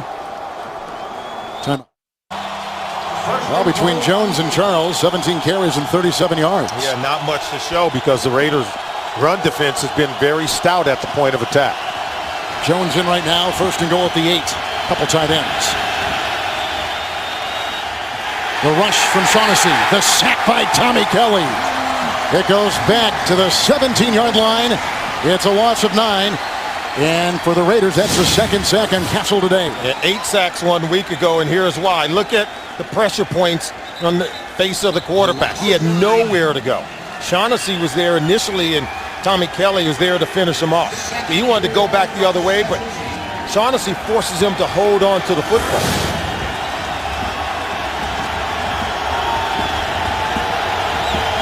With Jamal Charles, second down and goal at the 17. How about the sack story? Charles, Branch, and a fumble. They say he's down at the 6. They say he is down after the catch and run of 11 yards at the Raiders 6, and he gets up slowly again. But you see the nifty suddenness of Jamal Charles after making this catch. Watch him make that first Raider defender miss in space. He's able to get back inside and still able to power it forward, getting close to the 5-yard line. Remember now, the Raiders have no challenges left because he was down, and it's probably a good thing. You don't need it on that play. He was down by contact. Jones is in, third and goal at the 6. Albert the block. He gets by Seymour. Castle is down. On him, Desmond Bryant. Another sack. Third today.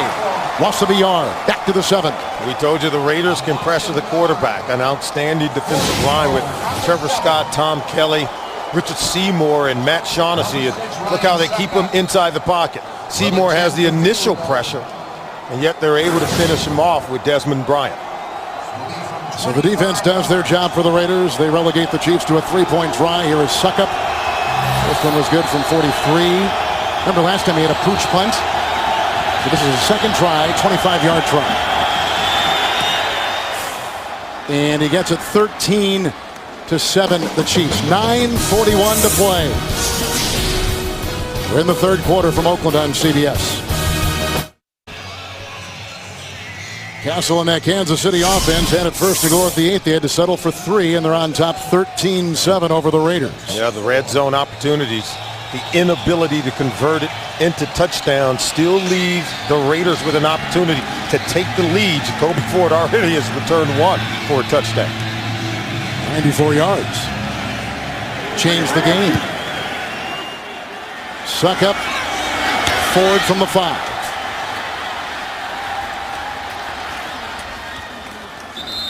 And Jackie Battle among the many. Eric Berry was in there too. 21-yard return. Well, tomorrow on CBS, Murder, Lies, and Corruption. Push Hawaii 5-0 to the edge. Don't miss a new episode of TV's #1 new drama. Hawaii 5-0. That's tomorrow only on CBS. So here come the Raiders.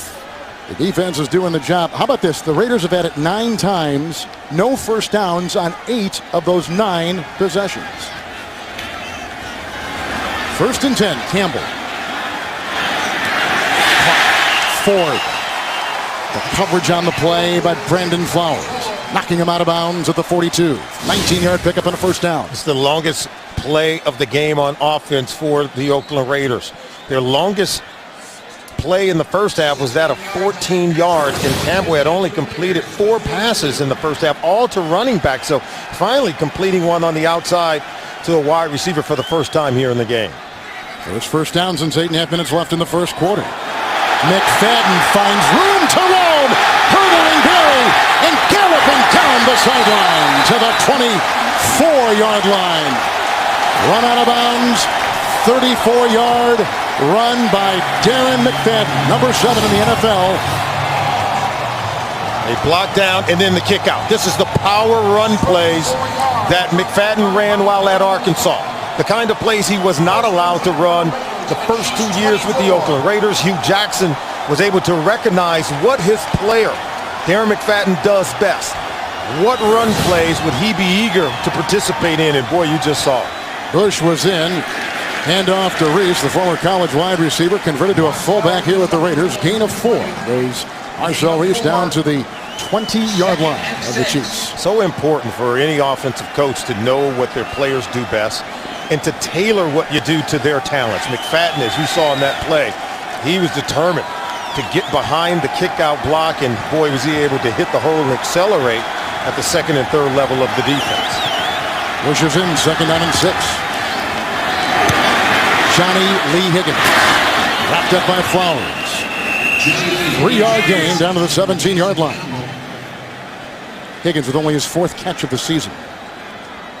Well, at least they're starting to get the wide receivers into the game plan, into the flow of the offense. And now with a red zone possession, the Raiders are literally one play away from taking the lead in this ball game, even though the Chiefs have played so well. Doesn't seem like it, does it, huh? It sure doesn't. Doesn't seem like they should be this close. But they are an explosive bunch. And when they play smart, they play so much better. McFadden back in 3rd and 3. McFadden. Into McGraw. Out of bounds at about the 2. A catch and run of 15 yards. 1st and goal, the Raiders. 3 years in the NFL, I've never seen McFadden finish off runs like this.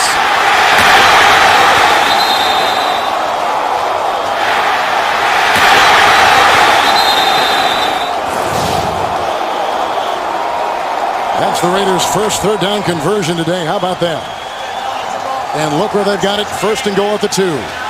Michael Bush is in. Watch Reese coming out of the backfield. Bush. Reese the lead. Backed up, brought down. Derek Johnson among the many there to bring him down. And also Arenas, as you see, no gain, 2nd down and goal. We said Reese have to be able to block. What did Mike Vrabel tell us? He wasn't impressed with the blocking of Marcel Reese. He said he catches the ball like a wide receiver, but he blocks like one also, which is never a compliment. And so Reese has to prove to opponents that he can finish off blocks and get the runner to the 2nd level. I think it's the area of this game where he has improved the most. Bush remains 2nd down and goal.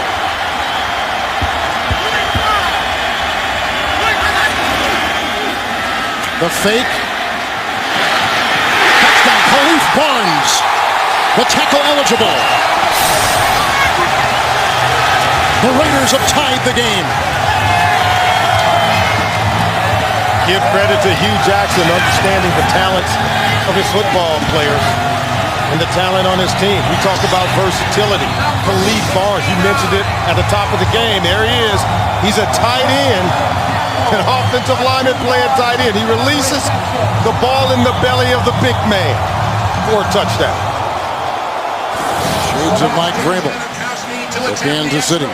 He caught a pass last week, his first for 6 yards, and he catches a 2-yard touchdown pass right there.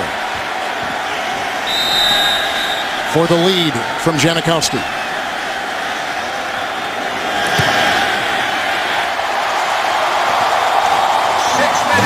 6:13 to play. Big plays. Ford caught one for 19. McFadden a run of 34. Then the 2-yard touchdown pass to the offensive lineman. Kickoff for the Raiders. 2 second-half scores. Right there you got a Barnes 2-yard touchdown pass. The offensive lineman who is a tackle eligible. And the ensuing kickoff by Janikowski. There's Arenas a yard deep. He fumbled the last time. Around the helmet he was taken down. Michael Huff gets him at the 21-yard line with a 22-yard return. 21-yard line. Well, tonight on, and we got a player down, and that is Tyvon Branch. Oof. They start wobbling like that, I hold my breath. And he's expected to walk out on the field and play defense. Now you're going to now have to he's bring not. in his substitute. Yeah, you need to take a sit down on the bench. The good news is he's walking. The bad news is Tyvon Branch thinks he's Cliff Branch. Wow. Wow, yeah, right. he's shaking off the cobwebs, and let's hope he's okay. Watch him come in right there, number 33, led With his right helmet. there at the head and shoulder, which is what you don't want to do. Don't leave your feet and become a projectile. Not only can you hurt someone else, you can hurt yourself as well. Mike Mitchell will take his place in the secondary.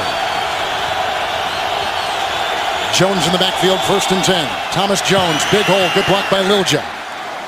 Huff, Brown bring him down, gain of 6 on the play, and he's up to the 27-yard line. And tonight on 60 Minutes, President Barack Obama's only interview since the election, plus the story of the biggest boxing sensation in years. It's tonight on 60 Minutes, and it's only on CBS. We saw Charles stagger off the field the last time the Chiefs had it. Jones is in right now. We'll try to get an update on Charles if he is indeed injured. 2nd and 4. Jones is in. And the call. Milja pulling. Tackle by Shaughnessy. Gain of 3, and he's up to the 30-yard line. Yeah, they're running behind Lilja, going to the left side behind Brandon Albert and Brian Waters. Casey Wegman at the center position, anchoring that offensive line. And this is where the Kansas City Chiefs want to win football games. In the second half, on 3rd and 1, powering the running game. Everyone here in the stadium knows they're going to run it. You got to always watch Moyaki slipping out for a pass, but Chiefs, they want to run the football. And Charles is in. Chiefs 0-4 on 3rd and 1. The fake to Castillo. He's open. Going deep, and he's got Moyaki. Through his hands and complete at the 33. Coverage by Mitchell. The guy taking the place of the starter, Tyvon Branch. 3 and out for the Chiefs. They got to punt the ball. You have to always watch the tight end. They want to get him open, and then they want to be able to slip him beyond the defense. Number 81, and they don't keep their eyes on him. He gets behind the secondary. It's overthrown by an inch, or he's going to have a big play for the Chiefs on offense. Colquitt to punt. Nick Miller is back. Short, bad punt. Out of bounds. Boy, he shanked it horribly. Flag is thrown, 37-yard line, and it was just thrown after the ball was out of bounds. 23-yard punt as it stands right now. Colquitt from the famous Colquitt punting family. His dad was a punter for the Pittsburgh Steelers. During the kick, holding. Number 53 of the receiving team. Thomas Howard. 10-yard penalty, 1st down. Why? Another penalty for the Raiders. The 13th of the game. They've got the ball. They lead by 1.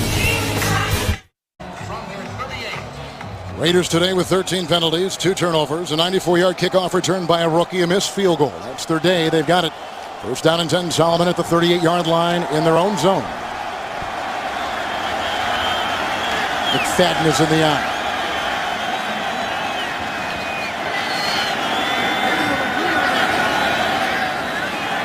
Blocked by Reese. To the tight end, taking the place of Zach Miller. That is Brandon Myers. Near McGraw.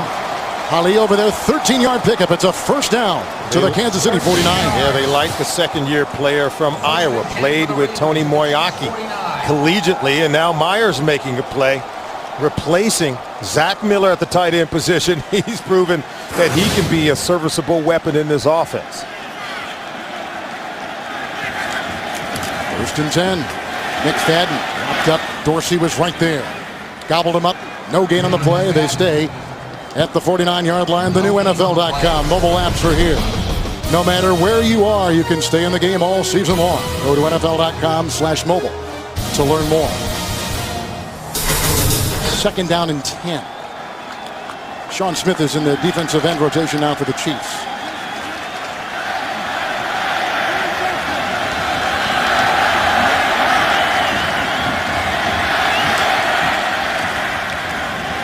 Here comes Ali. Got him. Tamba Hali going around the rookie left tackle, grinding his way in. 2nd sack today by the Chiefs. A loss of 5, back to the 46. Ali just kept working against Jarrett Valdir. Watch him coming around the right side. 68 is the rookie from Hillsdale College. They like him, but he was back on his heels. He wasn't able to establish a strong base. See, he's got to be low. He's too high, he gets knocked back, and that's where Tamba Hali, as a relentless pass rusher, is able to work his way to the quarterback. Who do you think was the most famous football player out of Little Hillsdale in Michigan? Oh, that's a very good question. I got the Chester Markle for the Green Bay Packers. It's 3rd down and 15. Into the nickel. Chased by Barry. Got him again. Also, Dorsey was over there. That's another sack for the Chiefs. A loss of 2. That's the 3rd sack today, registered by the defense.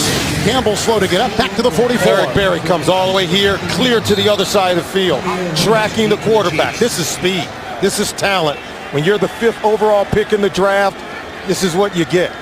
And boy, did they hit a home run by drafting him out of the University of Tennessee. An excellent player, I think, blossoming into a star in Kansas City. He's had a couple 4th quarter interceptions back-to-back. One against Buffalo, one against Jacksonville. You're right, they love him. And the uncanny instincts. You notice how he was able to disguise the fact that he was blitzing. And then he was able just to explode and track the quarterback. Good point. Leckler to punt. Arenas stands back at the 10.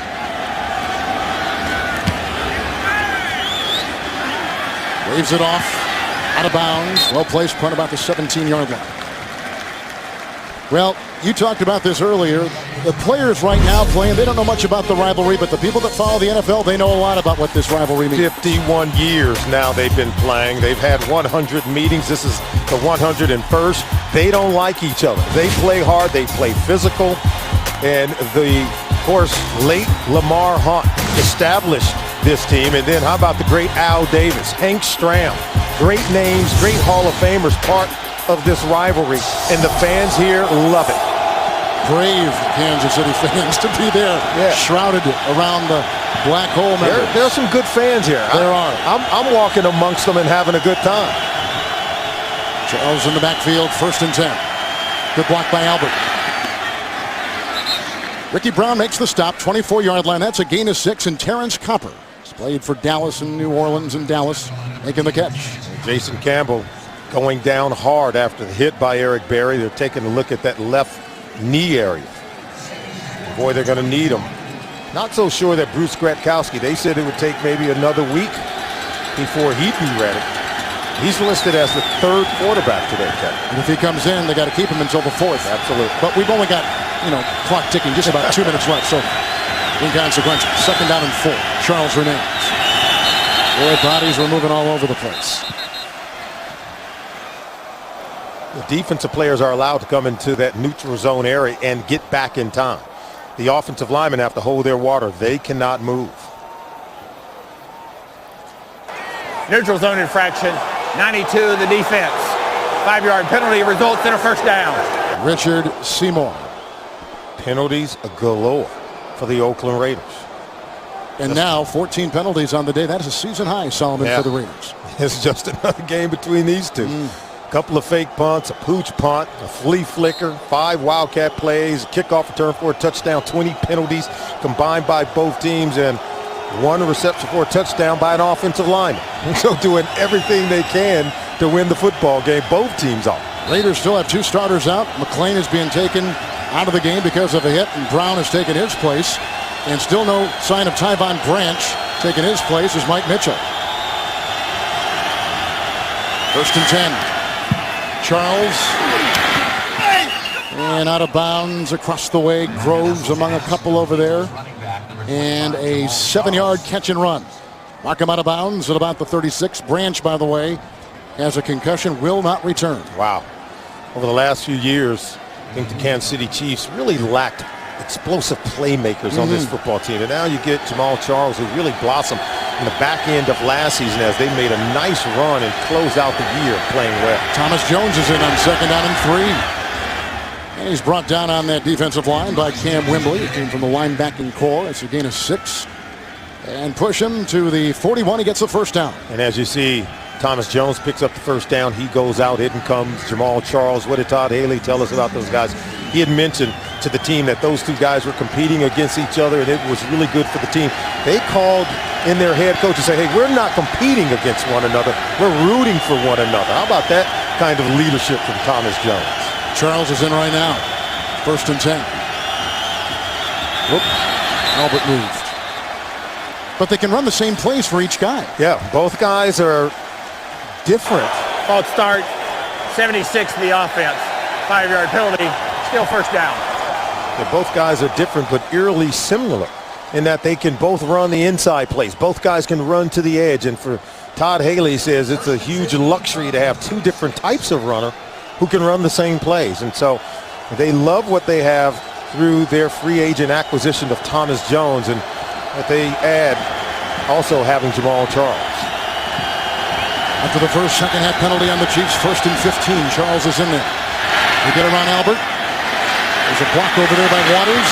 Charles out of bounds. He is shoved by Stevie Brown. The catch and run, and boy, he is quick. 14 yards.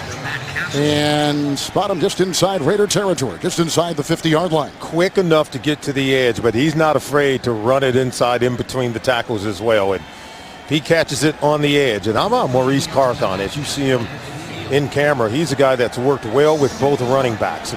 This is a fine coaching staff. You hear about the coordinators, but Carthon, he's a very good assistant coach in his own right. Jones is in. Castle looks into the nickel, 2nd and 1. Thomas Jones, a pull there by Lilja. And a tackle is made by Stevie Brown. Gain of 6, down to the 44-yard line. The end of the 3rd. Raiders on top of Kansas City, 14-3 as you're watching the National Football League on CBS. That's a look at our game right there. A kickoff return of 94 yards, the big play for the Raiders. And the Raiders came into this game scoring the most points in the first quarter of any team in the National Football League, but was shut out in the first quarter of this game. 5 defensive backs, 1st and 10. First play of the 4th quarter. Charles is in, out of his reach. Coverage by Groves. 2nd down and 10. And boy, they started this game, Matt Castle, trying to work on Chris Johnson, the defender for the Oakland Raiders. Thought he got off to a slow start early in the game, but played well as of late. He had some penalties early on. He didn't make the tackles when he needed to, but then here in the second half, this is what we've gotten for Chris Johnson. He's fought back. He's played well. Batted down some balls, replacing Nnamdi Asomugha in the starting lineup. So they're going to continue to go at him. He's got to hold up. 2nd and 10 with Tommy Kelly bearing down on him. Castle throws it away on that 2nd and 10. You have to ask, is that intentional grounding? But they didn't throw the flag. As I understand it, in the pocket, you've got to get that thing back at least to the line of scrimmage. There's Nnamdi Asomugha out with a high ankle sprain. And anytime he's not on the field, he's sorely missed. Raiders in the nickel. Charles is in for the Chiefs, 3rd and 10.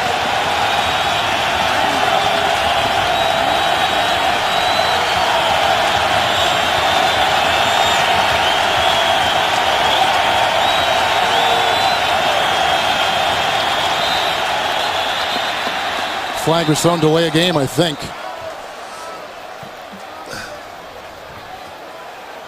Let's see. Delay of game. Offense number 7. 5-yard penalty. 3rd down.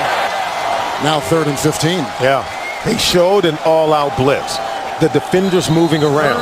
Matt Castle wasn't able to lock in on what he was reading, and just by them disguising, and he was forced to kind of wait for the defense to declare. Once they declare, he ran out of time. You can see the most penalties in a game, 26 in week 3. Oh boy, we're approaching that here today.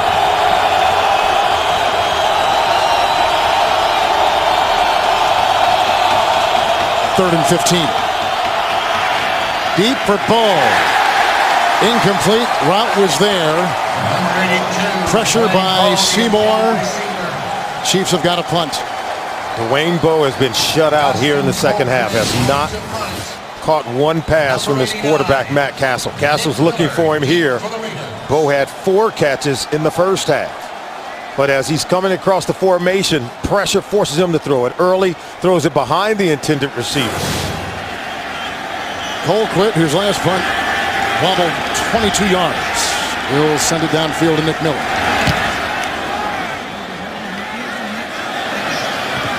Out of the end zone. There was some concern by the Chiefs coaches. He tried to battle Leckler, who always kicks these booming punts. Got to stay within your game, they told him. You are not Shane Leckler, and that's okay. Well, this matchup is again relevant. Once again in the AFC West, both the Raiders and Kansas City Chiefs playing in November in meaningful games as they sit on top of the AFC West division. This is a huge game, I think, for the Raiders, who will have to travel to Arrowhead Stadium later in the season. Campbell is in. McFadden in the backfield, 1st down and 10. Darren McFadden. Good block by Myers. Breaking the tackle at Clark. McGraw. The gain, it's a 1st down run. He's out to the 31-yard line, picks up 11 yards. They'll move the chains for the Oakland Raiders. We saw last week McFadden just really ripped open the Seattle Seahawks defense, running right up the gut. Here you see him bouncing it to the middle, where he's still effective, making defenders miss out on the perimeter. So his versatility, speed, and quickness is ever impressive in this game. You can see the most rushing yards per game entering week 9, even above Adrian Peterson. 1st and 10. McFadden again. Carlisle with the block. Derek Johnson with the stop. He's out to the 38. You know, it's interesting because McFadden, who picks up 7 yards right there, has already got 4 100-yard rushing games this season. Absolutely, and you saw it just on those 2 plays, once going outside on the perimeter, but still the willingness to pound it inside. And that's what Hugh Jackson needs from a versatile runner. You've got to prove you can run it between the tackles to keep the defense honest. He had not had that many up until this year, or at least the success. He has improved tremendously in his 3rd season out of Arkansas. 2nd down and 3. McFadden again. Squeaks through. Derek Johnson is there. It's a gain of 4. He's up to the 42-yard line. Looks like it's good for a 1st down as well. So 3 consecutive runs by McFadden. This is where you have to be able to close out ball games with a 1-point lead in the 4th quarter to be able to grind out the rushing yards in between the tackles, win the war of attrition, and wear down this Kansas City defense. If you can do that, you can win yourself a ball game. 1st and 10.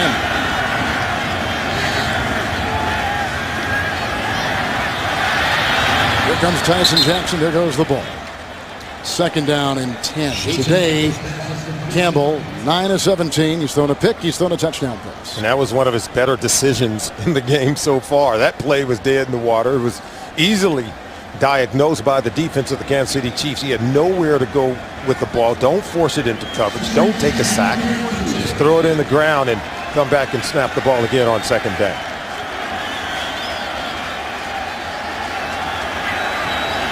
Second and 10.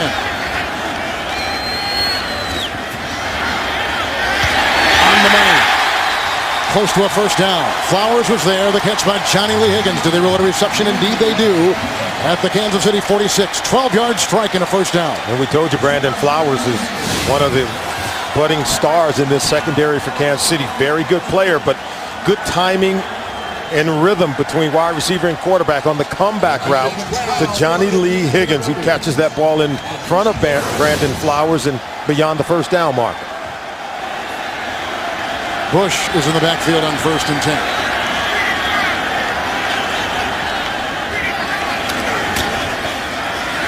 Well, Bush, Ron Edwards was down and spun around and got some help right there from Sean Smith, and a gain of about a yard to the 45.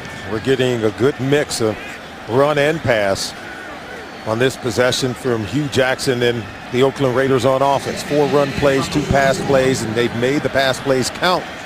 Jason Campbell starting to throw the ball with greater accuracy here, but the fact that they're getting movement up front on the offensive line, you can see they're doing so much better in the 2nd half with their quarterback, Jason Campbell.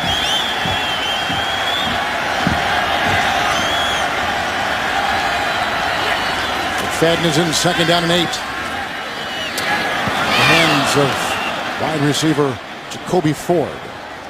Coverage across the way. Carr, and for those of you expecting to see 60 Minutes, you're watching the NFL on CBS. We're in Oakland, California. It's the Chiefs and the Raiders. Kevin Harlan along with Solomon Wilcox. 14-13 Raiders on top. 60 Minutes will be seen in its entirety immediately following this game, except on the West Coast. Bush is back in for McFadden. Raiders got back in this game on an opening 2nd half kickoff return of 94 yards by rookie Jacoby Ford. And a touchdown pass to a tackle eligible, an offensive lineman. 3rd and 8.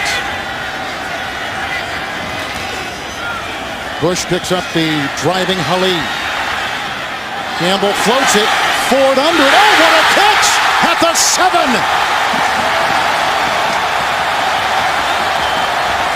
McGraw was there. Carr was there.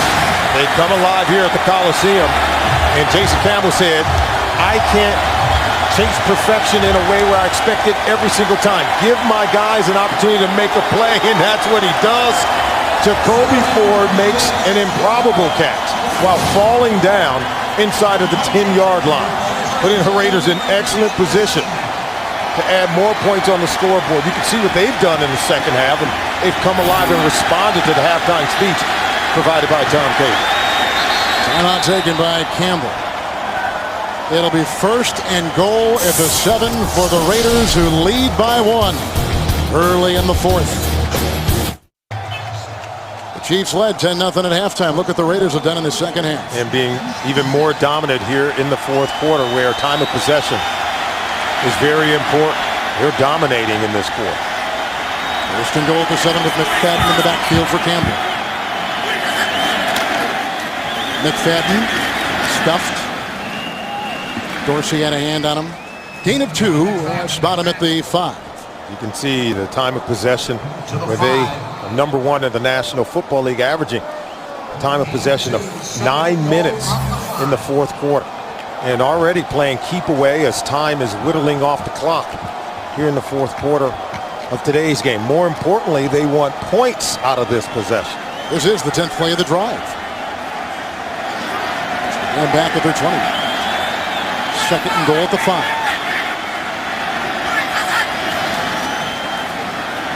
Here comes Halil. Campbell. Bobbled incomplete.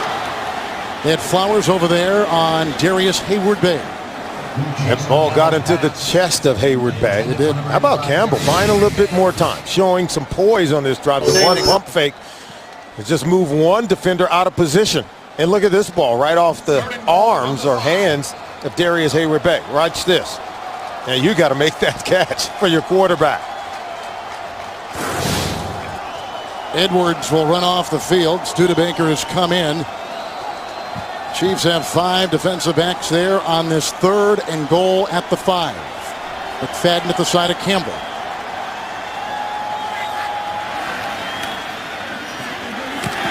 Knocked away.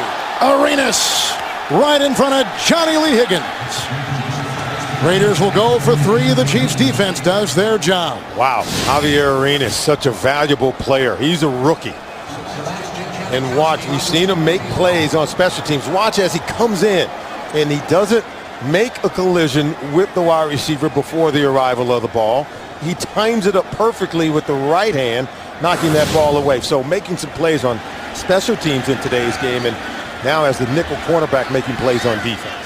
Janikowski missed his last one from 47. This will be a 23-yard try to extend the lead to 17 to 13.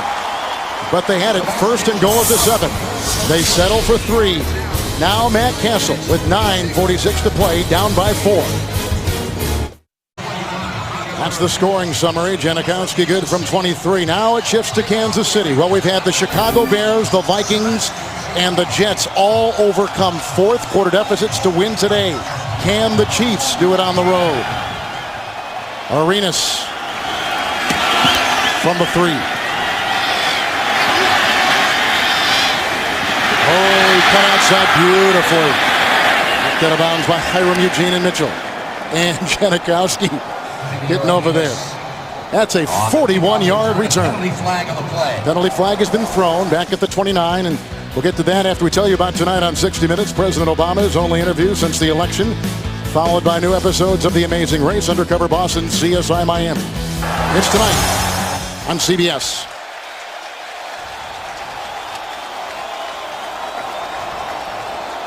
The 4-time Pro Bowler Waters is hot, one of the leaders on this team. On the field and away from the field. Triplet. On this crew, by the way, there are 4 different officials on this crew that have worked the Super Bowl. But it's been a little bit sloppy at times. And there's some confusion now with 9:39 to play. A concerned Todd Haley. He learned his craft from Bill Parcells as an assistant. And how about his dad, Dick Haley, one of the best personnel men in the history of the National Football League, who had once worked for the Pittsburgh Steelers and drafted 4 Hall of Famers in one After the draft. play is over, unsportsmanlike conduct. Number 96 of the receiving team taking his helmet off. Studebaker. The penalty is going to be declined. During the return, personal foul, low block. Number 10 of the receiving team. Copper. That's half the distance to the goal. First down. 9 penalties against the Chiefs, 14 penalties against the Oakland Raiders today, and they'll march this ball back, and now they're in the black hole, where it's the loudest in the stadium. They're deep inside their own territory. That's how deep that hole is. And the fans here, I mean, they can be a weapon. They can be a 12th man for the Oakland Raiders in this defense here in the fourth quarter. That cost them 30 yards. They would have been at the 45. Now they're back at the 15. Now you know why Todd Haley was so concerned. Jones in the backfield, 1st and 10. Good looking tackle by Richard Seymour. No gain, staying at the 15 to James Brown in our CBS studio. Hey, Kevin and Solomon, questions were, was Vic healthy coming off of that 3-game miss because of the cracked ribs? I think so. Take a look here. The play breaks down. What can he do with his feet? 32-yard pickup. That set up a 1-yard keeper by Vic. 26-17, Eagles on top. Back to Kevin and Solomon. 2nd and 10 to go deep to Bo with the coverage by Stanford Rout. Now it'll be 3rd down and 10. Rout, excellent coverage on the play. Thought Dwayne Bowe initiated contact. He's letting the officials know about it. Talking is not going to get it done. Only playmaking and good technique and fundamentals. Watch Stanford Rout at the top of the screen. Finds the ball. And as you can see, Bowe was feigning contact. And Rout saying, if anyone made contact, it was Dwayne Bowe. And the crowd here goes wild. 6 defensive backs, 3rd and 10.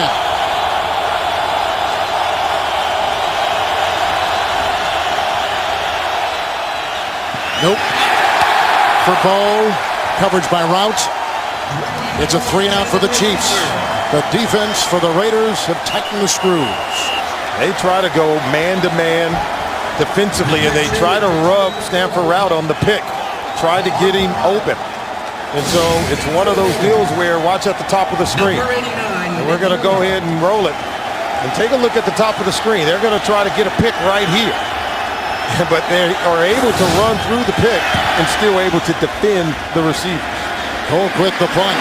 Miller bobbles it. As you can see, he's back to his own 25 and finally brought down by Kansas City special teamer Demario Williams. The Chiefs think they got the ball. Was there a fumble? You can see the wrestling after the play and fighting for it. A couple Raiders against one Chief. This is huge.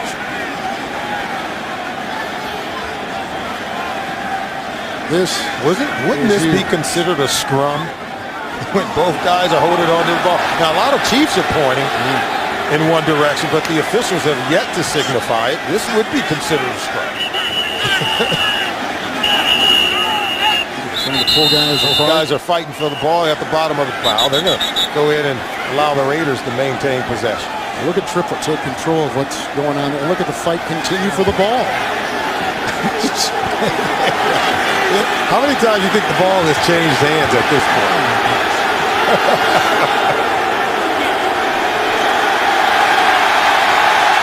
Well, they got to tell us something sooner or later. Well, you know, we had the same kind of thing happen in the Pittsburgh-Miami game, only that was Rock Cartwright has come out.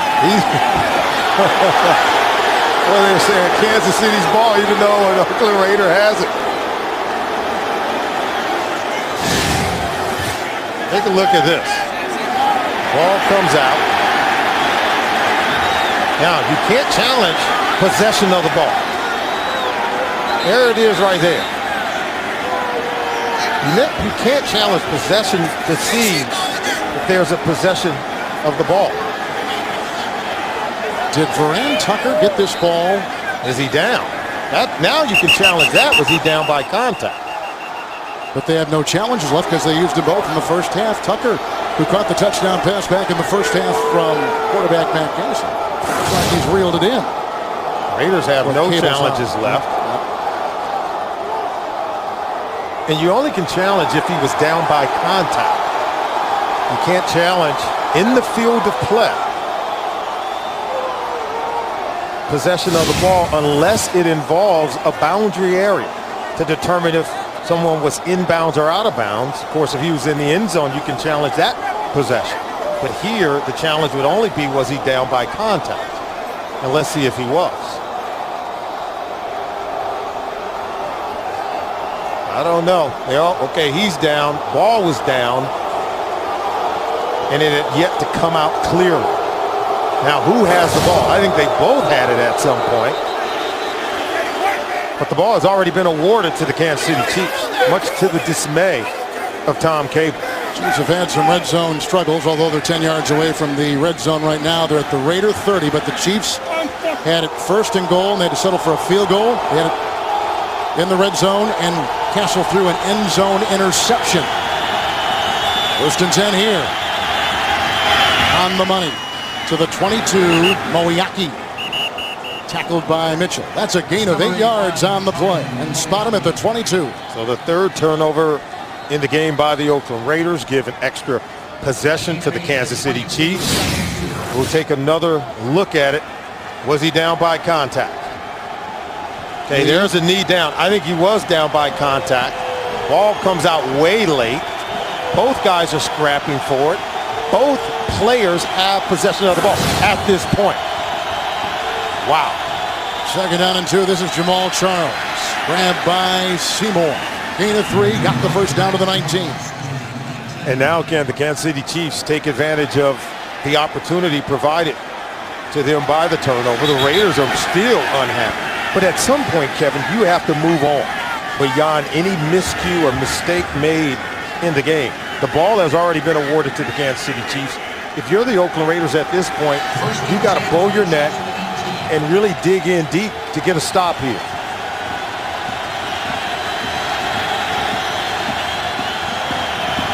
With Jones, first and 10. Submarines to about the 16, gain of 3. Seymour a part of the tacklers there for the Raiders. And remember, the Raiders need to be aware of what the score is. Only a touchdown will give the Kansas City Chiefs the lead, and a field goal would not.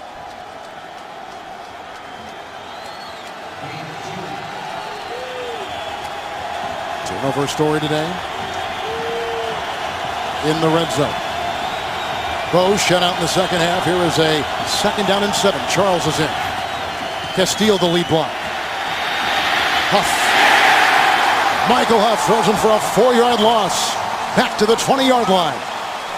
Now, this is a great play by Michael Huff, because if Jamal Charles gets outside, he's going to walk into the end zone. Watch Huff come up here to contain the ball. That means stay outside. Don't allow him to outflank your defense. The speed of Charles would have found himself with a touchdown, but Huff saves the day. Jones is in, 3rd and 11.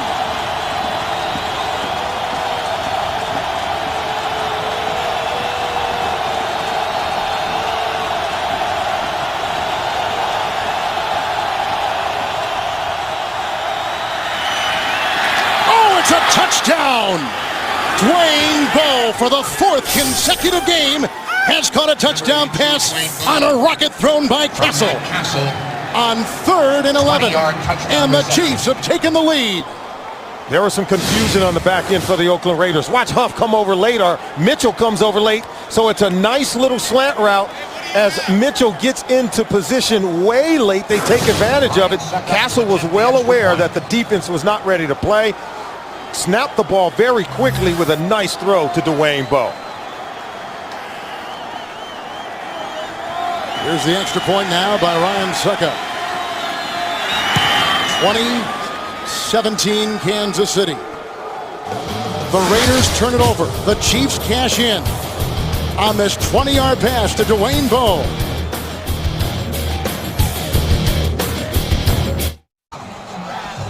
Matt Castle's second touchdown pass today was right on the numbers to Dwayne Bowe, his first second-half reception. And the Chiefs have gone up on top of Oakland 20-17. Jacoby Ford has had a nice day as a rookie. And one of a starring debut. 3 yards deep, will take it out of the end zone. Oh, and then he's drilled by Corey Mays. 16-yard return. He's up to the 13-yard line. And mistakes continue to cost the Oakland Raiders. This is Mike Mitchell. He's a safety. He's trying to tell the cornerback to get out. Dwayne Bowe is clearly out in the open. So Mitchell tries to get over, but watch. Castle recognizes it and goes immediately to Dwayne Bowe. And we talk about the mistakes made by the Raiders today. They would be a pretty good football team if they didn't have to play themselves as well as the opponent. 14 penalties on him. Oh my, it's just tremendous, costly errors. With McFadden in the backfield, first down and 10 for Campbell. Guys, receiver Ford. Flowers on the side with the coverage, 13-yard gain. They get the first down, and he's out to the 26. And now let's see if Jason Campbell, who's trying to hold on to the starting quarterback position as Bruce Gradkowski becomes more healthy by the week. If he can lead his team down the field here in the fourth quarter to a win at home against the Chiefs, one might argue that he could keep the job, but he's got to earn it. It's not going to be given to him. 60 minutes for those of you on the East Coast and the Midwest at the conclusion of this game. First and 10 from the 26. Good time looking for his fullback who drops the ball. Flag thrown. Eric Berry was on Marcel Reese. Who's this penalty on? There's one also in the backfield. Exactly. There are two. One at the 21. One downfield at about the 40. Two fouls on the play. Holding 76 of the offense. Pass interference. Defense number 29. Those penalties offset. Repeat, first down. Gallery for the Raiders and Eric Berry guilty for the Kansas City Chiefs. Wow, and if Gallery doesn't have the holding penalty, the Raiders are looking at a big play in Kansas City Chiefs territory. They call pass interference. There he goes. He grabbed the arm of Marcel Reese, not allowing him to go for the football. We mentioned this before. Reese was a college wide receiver at Washington. Now he's playing fullback. He's a big guy. Oh, my goodness. He can run the routes and get down the field. Had Berry beaten on the play. With McFadden, first and 10. Reese the lead. And Myers, nice defensive play right there by Derek Johnson. Throwing McFadden for a loss of a yard. And he's back to the 24-yard line on Wednesday on CBS. A performer could go from life in the spotlight to life behind bars. Rock star Romeo guests on a new Defenders. Comes your way Wednesday, and it's only on CBS. Ball's at the 25. It is second down and 11 for the Raiders. 10-0 halftime, Kansas City lead. Raiders came back with a bang to start the second half, and a 94-yard kickoff return by a rookie, Jacoby Ford.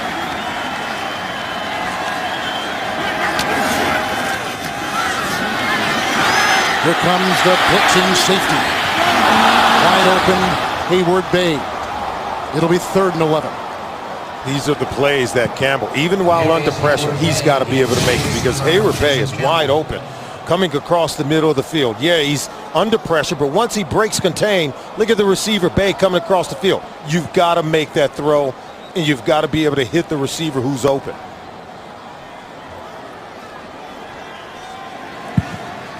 So many near misses for the Raiders today.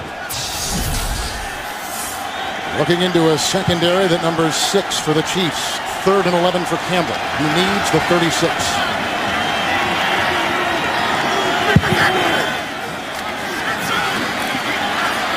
Here comes Gilbert. Got him!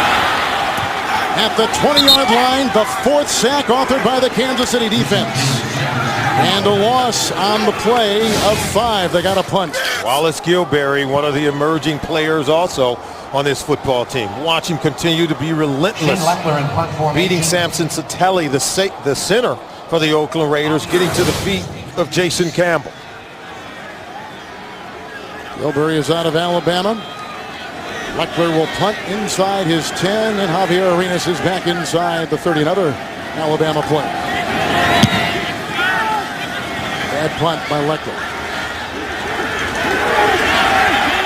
They get away, and that's exactly what they do. Is Rock Cartwright is the one who vacuums it in. 35-yard punt, very un-Leckler-like. He is disappointed. Well, next Sunday, the NFL Today puts on regional action, headlined by the Bengals and Colts, the Jets and Browns. Most of you will see the Chiefs and the Denver Broncos. Check local listings, beginning with the NFL Today with James Brown and company. That's next week on CBS. We'll be with the same Kansas City Chiefs in Denver. Boy, if the Chiefs can make really good business here on the road against the Raiders next week in Denver, they can really seize control of that division. You know San Diego's going to make a run at some point in time before it's all said and done. If the Chiefs win, their lead would be 2.5 games in the West. First and 10. Jamal Charles. The lead by Albert. And the tackle by Mitchell, among others, along with Groves. That's a little sweep of 7 yards. He's down to the Raider 48. Now under 4 minutes left to play. If you're Charlie Weiss and Todd Haley of the Kansas City Chiefs, you've got to grind out the running game. This is where Thomas Jones tends to come into football games to earn the tough yards for the coaching staff in Kansas City. This is how you put it away. To close out ball games, you got to do it running the football. And the Oakland Raiders know it. So let's see how their defense responds. Raiders have lost 2 defensive starters today. The middle linebacker McClain, their safety Branch. 2nd down and 3. Jones is in. Thomas Jones. Brought down by Seymour initially, and it's a gain of 4. He's down to the 44. It's like he's going to be good for a first down. Taking more time off the clock. Yes, sir. 2 timeouts for the Raiders. 3 for Kansas City. Charles will come back in. You were right what you said before. I mean, these are interchangeable parts. Charles and Jones, they can run the same play. It doesn't matter. They can run inside. They can run outside. And while Thomas Jones is a more powerful runner and less explosive, nonetheless, he'll break it and take it to the house. But Jamal Charles, in these situations, you better tackle him or he'll be standing in the end zone. Couple tight ends here on 1st and 10. Timeout Castle. It's the first they burn. Charles is in the backfield, and they're going to think it over. Pretty important play and drive for the Chiefs, holding on to a lead of 2017 late in Oakland. That's only on CBS tonight. 1st and 10. Charles chipping his way. The corkscrew him out of bounds near the 38-yard line. Gain of 5 as it stands right now. Penalty flag was thrown on the play too on the near side.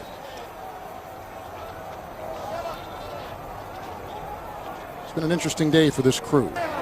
Holding, number 46 for the offense. 10-yard penalty, still first down. That's the lead back, Tim Castillo, the fullback. And even with the penalty, you expect more running between both backs, Jamal Charles and Thomas Jones. Todd Haley said everyone step back. We don't want to get a penalty with too many players on the field. And didn't you enjoy the conversation we had with Todd Haley? Sure you know why this team has improved. Excellent teacher, wonderful coach, good personnel guy, 26 penalties, week 3, Green Bay at Chicago. We're approaching that today. The confusion for the Raiders. They got 6 in the secondary, 1st and 20. Jamal Charles blocked by Moriarty, and he's down to the 42 and brought down by Mitchell. Taking the place of the injured Tyvon Branch, their leading tackler. He's out with a concussion. 13-yard run, timeout taken by the Raiders. 1 more remaining for Oakland. I mean, just think of what happens in this game alone. Regardless, the Chargers did win today, by the way, in Houston. Great day for Phillip Rivers.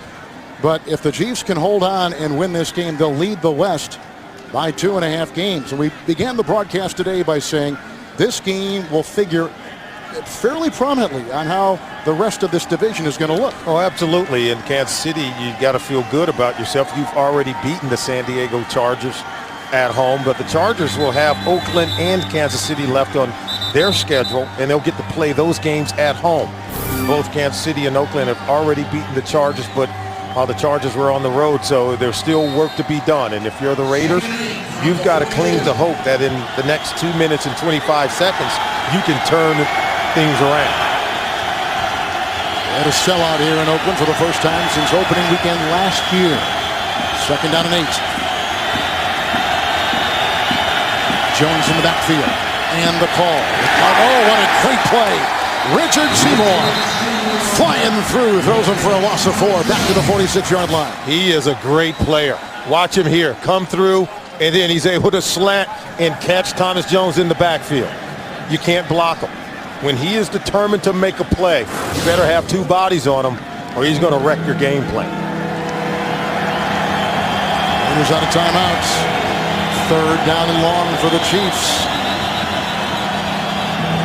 Chiefs will play next week in Denver. Boy, 2 consecutive division foes on the road. Tough going for the Chiefs. Then look at the rest of the way.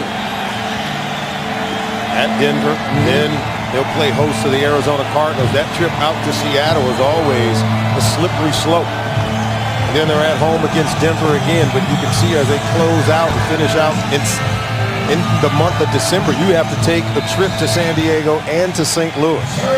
And I'm sure the Chargers are hoping that they can just hang around and take that game at home and maybe steal a division. Huge play. Charles will be in for the Chiefs. 3rd and 12. Castillo's back there as well.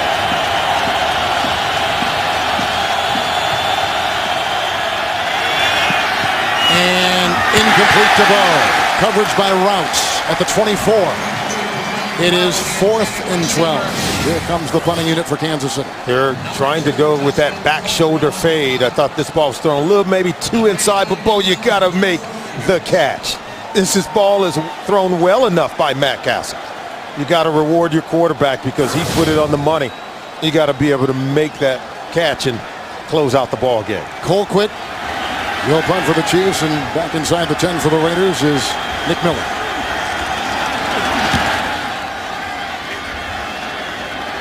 From the 11.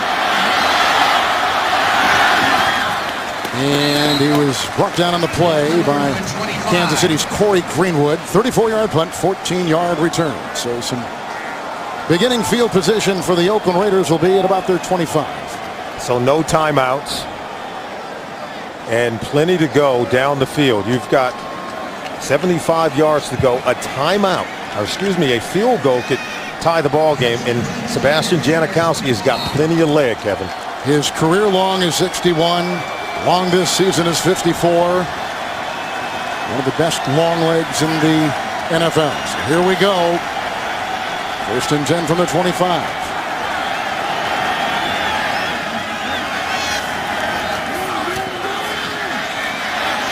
To McFadden. Running out of bounds after Donald Washington, the nickelback, forced him. Losing a yard on the play to the 24. We've reached the 2-minute warning in a thriller in Oakland on CBS. Just in case, Janikowski is warming up. They can get it to that 43-yard line. It's well within his range. His career long is 61 yards. He's kicking them a lot longer than what he could face here in this situation in pregame. The Chiefs have 6 defensive backs, 2nd down and 11 from the 24. Raiders no timeouts.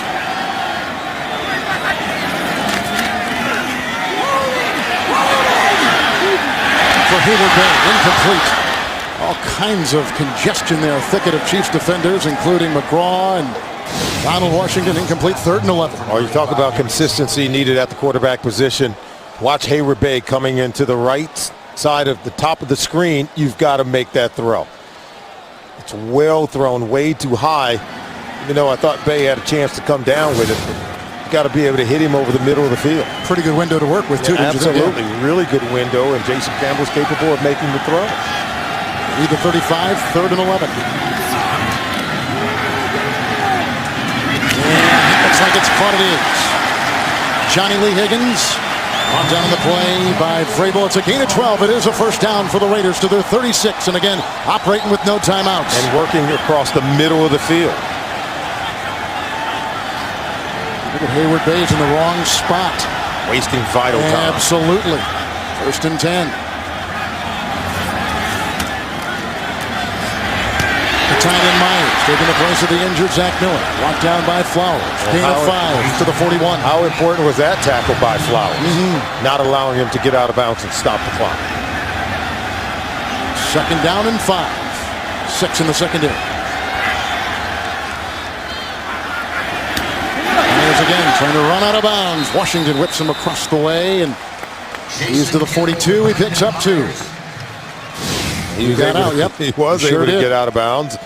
Watch Myers working in coverage. I thought he could have got out of bounds with a greater sense of urgency. Make sure you get out. I know he sees that 1st down marker. That was really close.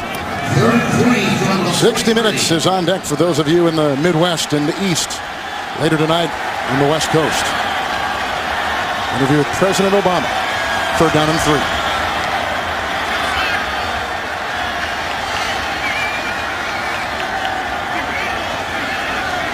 Clock at 2. Incomplete. Flag. Washington was covering the tight end. Chiefs have been penalized 10 times. Raiders 14 times today. Prior to the pass, holding 27 in the defense. 5-yard penalty, automatic first down. The 25th time we've seen a penalty flag thrown in the ball game today. And see Myers working against Washington, right side of your screen. Now, where was the infraction? I mean, where was it? Because I'm not seeing it.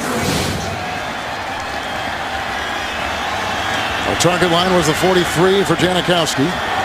It is a first down for the Raiders at their 48. 6 in the secondary remaining for the Kansas City Chiefs. McFadden on the draw to the 48. And gain of 4. Players down for the Chiefs. That's Washington.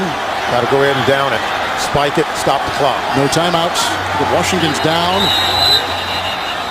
That will stop the clock right there. Chiefs had 2 timeouts. And Washington in great pain, obviously, and they're going to charge the Chiefs with the timeout, so they'll have 1 left with this injury timeout. How important is that? Because the Raiders didn't have to waste a down to stop the clock. The injury inside 2 minutes automatically whacks a timeout from your total. As they take a look at him. At the 45. The Raiders were prepared to spike the ball. They were, you're right. Until Washington was injured. Of course, the timeout is accredited to the Kansas City Chiefs, but we'd be looking at 3rd down now. And only 2 opportunities to get into position or create a new set of downs for the Raiders.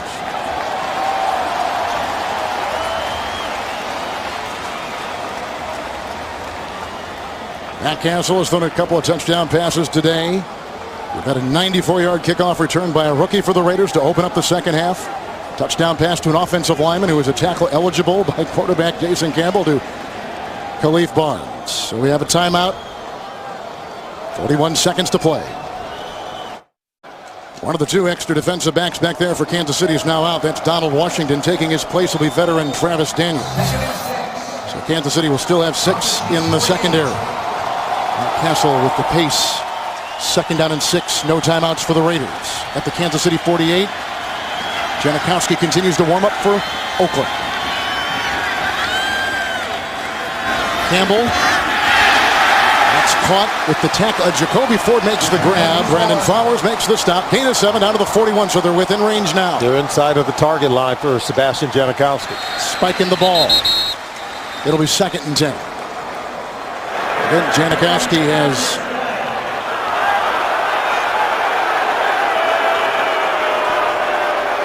been here before. He's come through for this team. Yes, there's been other times where he hasn't. They're reviewing the previous play. Is what it was. It was a late call too by Jeff Triplett's crew. There was a spike, which is now they're going to what? Review another play prior to the spike. That's back to the first half when we lost a down in this game. Okay, here was not the previous play, but the play before the spike. This got him the first down.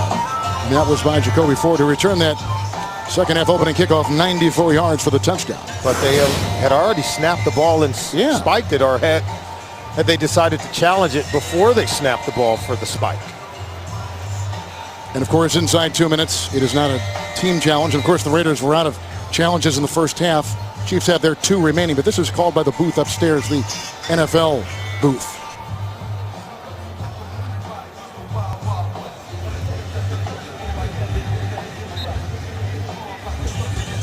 We're not quite sure what they are reviewing. We've called upstairs, and normally they will call us back, but their minds are a little preoccupied right now. They're busy. With this. A look. 2 turnovers by the Chiefs today, 3 turnovers by the Raiders. They buzzed him, we're now being told, before the spike on a 1st and 10 play, and the spike to stop the clock. And had they not buzzed it before the spike, then they wouldn't be able to go back and review the play. Exactly.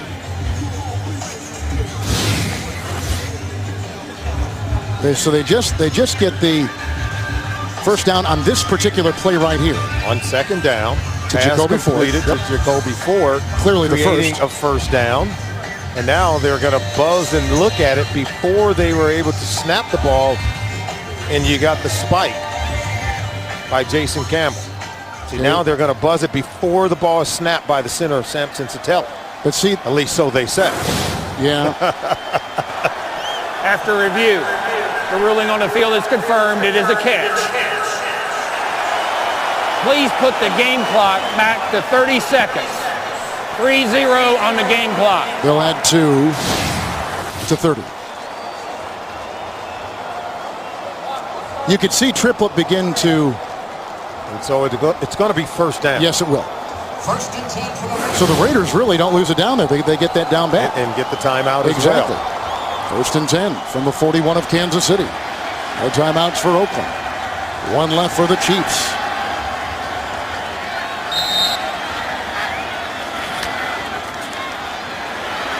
Campbell, Ford, what a big-time catch at the 22. Flag is down at the 49. Coverage by Flowers. Flag is down at the 49. The 26th penalty of the game, and a costly one. Holding. Oh. Number 68 of the offense. Rookie, 10-yard penalty. Valdir. Still first down. Starting left tackle, Wow. Valdir. Nice throw by Jason Campbell. Take a look at Valdir, number 68, working against Dambahale. Oh, there's the hole. That left arm, no doubt. Horse collared him. By the way, that's 26 penalties accepted. We've had some decline today, too. We're well over 30 in this Wow. game. This ties a season high this year in the NFL. 26 penalties in the game. First and 20. First and 20 for Campbell. Welcoming our new audience. And, that was picked off, and it was grabbed by Ford. Wow. What a catch! Down to the Kansas City 23. Operating with no timeouts. 29-yard pickup. Spikes it on first and 10. 7 seconds remaining in the game. Oh, my goodness. Take a look at the sequence on the play. Brandon Flowers thought he had this ball intercepted. Jacoby Ford takes it away from him. Look at that. Oh, my goodness. What a play. You're talking about making a play for your quarterback. Right time, right place. It's Jacoby Ford. The play of the game so far.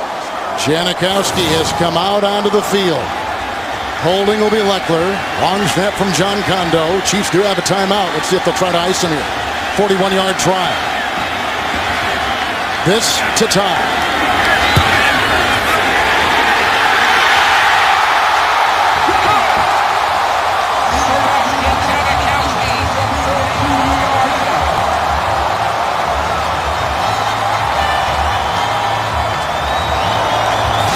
For so long, the Oakland Raiders have had a tremendous advantage in the NFL. Shane Leckler is one of the league's best punters, and Sebastian Janikowski, one of the biggest legs in the National Football League, kicking the game-tying field goal. And how about that? Great play by Jacoby Ford, and Sebastian Janikowski makes his coach Tom Cable a happy man. What a rivalry. What a game. Those of you just joining us, we've got the first place team in the West, Kansas City, 5-2. And the second place team, the Oakland Raiders, 4 up and 4 down. Look at some of the numbers of this game. And the 2 turnovers by Kansas City, uncustomary. Tied for a season high, came into today's game with only 4 turnovers. Jason Campbell, an up and down performance, but Jacoby Ford, 94-yard kick return for a touchdown, and the biggest catch of the game, setting up the game-tying field goal by Sebastian Janikowski. Matt Castle is thrown for a couple touchdown passes for the Chiefs, one by Campbell of Oakland. Javier Arenas is deep back, but this will be taken by the up back. And Copper will take us to overtime with the return. How about that? In a game, in a rivalry that has now become relevant with these 2 teams rebuilding, a sellout here in Oakland. The Kansas City Chiefs and the Oakland Raiders will go to OT.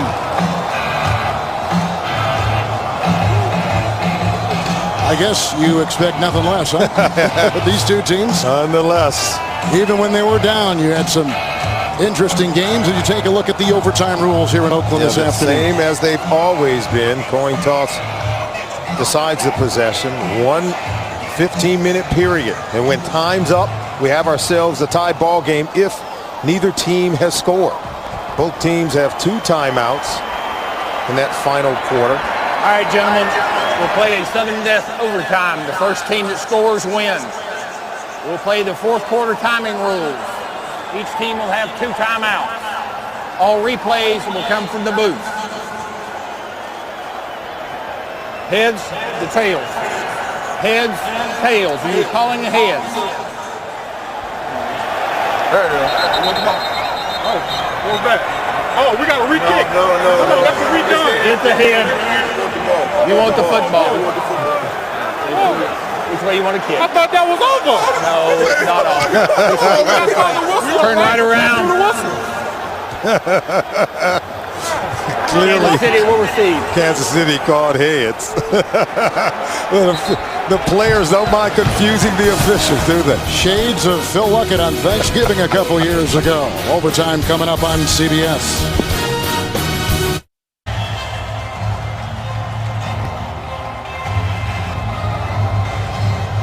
We're in overtime here in Oakland, California. The Kansas City Chiefs and the Oakland Raiders. For those of you expecting to see 60 minutes, you're watching the NFL on CBS. Kevin Harlan with Solomon Wilcots.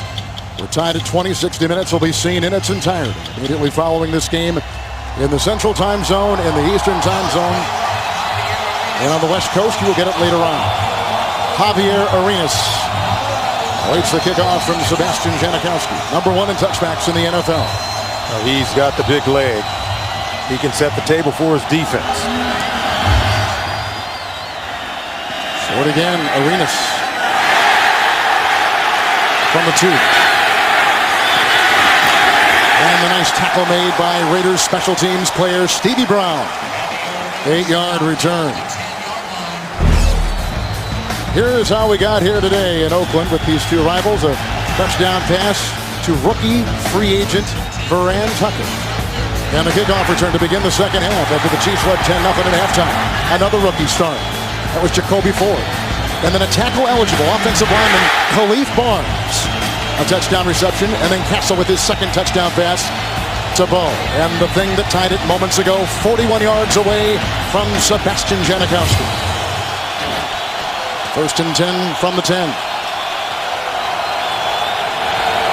Charles in the backfield. Jamal Charles. Milja pulling with the block.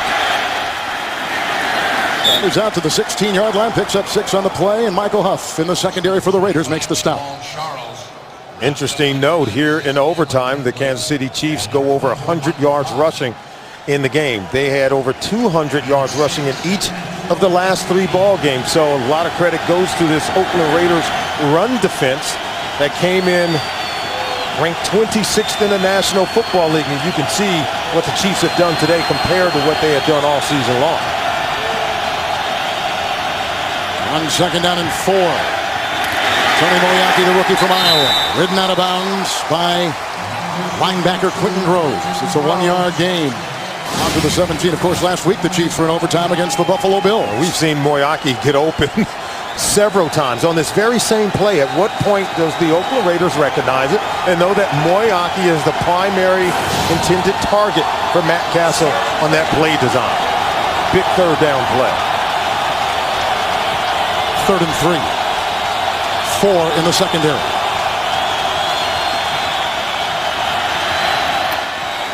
Max Pope did not catch it. Coverage by Cam Wembley.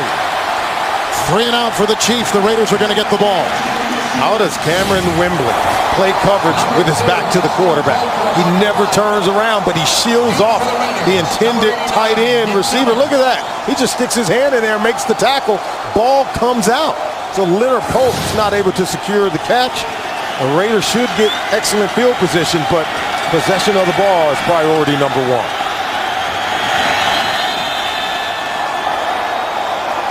It wasn't delay a game. There was plenty of time. It's going to be, I think, a false start on the Chiefs. With Colquitt in punting formation. False start. Number 53 of the offense. 5-yard penalty, still 4th down. Demario Williams, a veteran. Todd Haley's team is normally very good in one of of the least penalized teams in the National Football League. 13 today on the Chiefs, 14 on the Raiders. That's a season high in the NFL. 27. Colquitt. Great hang time. Nick Miller on the 36. And he's wrestled down about the 37-yard line. They had Corey Mays right there. And Javier Arenas, 53-yard punt, 3-yard return, 4-9 on the hang time. All eyes on Jason Campbell on the offense of the Raiders. And Jason Campbell, we talked about it at the beginning of the game. Hugh Jackson doing a wonderful job leading this offense, putting the game and the ball in the hands of Jason Campbell. If he wants to hold on to his starting position at the quarterback spot for this football team, now would be a good time to step forward. Difference in this game: if the Raiders win, they come to within a half game of Kansas City. If they lose, they are 2.5 games back with a bye on the horizon for Oakland. Huge game, because at the end of the season they go on the road and play at Arrowhead in Kansas City. First and 10. Campbell for Ford. Oh, what a catch! He beats Flowers at the 15. 47-yard gain. It starts with protection by the rookie tackle Valdir against Tamba Ali. Watch the protection there. Keeps both hands inside. That allows Campbell to go down the field. And what we get from Jacoby Ford, he shot out of a cannon, running by Brandon Flowers, tracking the ball, and look at the catch. That one's bigger than the one he made to allow Sebastian Janikowski to tie the game up. First and 10 from the Kansas City 15. 6 catches and 148 yards for Ford today. Look back. Grabbed by Tamba Ali. Jared Johnson, gain of a yard. Down to the 14. Boy, this Raiders team is learning how to win, despite itself. All the penalties that we've seen from them, the turnovers, 3 in the game. But yet Tom Cable's team has an opportunity to close it out in overtime. Raiders have won 3 of 4. They've won 2 consecutive games. We said this is one of the biggest games the Raiders have had in about 8 years here in Oakland. Selling out, now with a chance to win. 33-yard drive. Each team had 2 second overtime timeouts, and the Chiefs have just burned their first overtime timeout.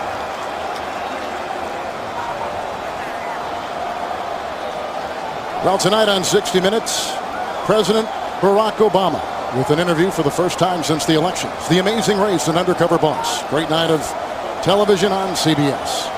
Kevin, last week, Todd Haley was able to ice the kicker, Ryan Lindell of the Buffalo Bills. A kick that Lindell made. But when he called timed out just prior to the kick, on the second attempt, Ryan Lindell missed it. The Chiefs had a chance to go into overtime and won the game.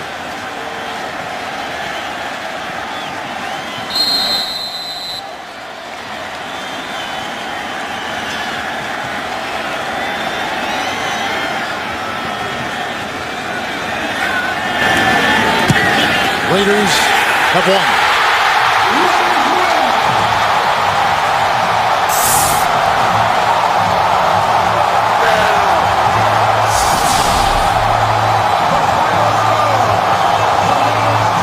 Janikowski tied it with a 41-yard field goal. He wins it with a 33-yard field goal. They fight back in the fourth quarter to tie the game up. They send it into overtime, and Sebastian Janikowski makes the Oakland Raiders a winner at home in a hard-fought game between 2 division rivals. The Chiefs fall to 5-3. The Raiders have gone to 5-4. 500 or better in November for the first time since their 2002 season when they went to the Super Bowl. And a sellout saw it. First 3-game winning streak since December of 2002. 23-20 in a thriller in the Bay Area. For Solomon Wilcott's Kevin Harlan saying so long from Oakland. You've been watching the NFL on CBS.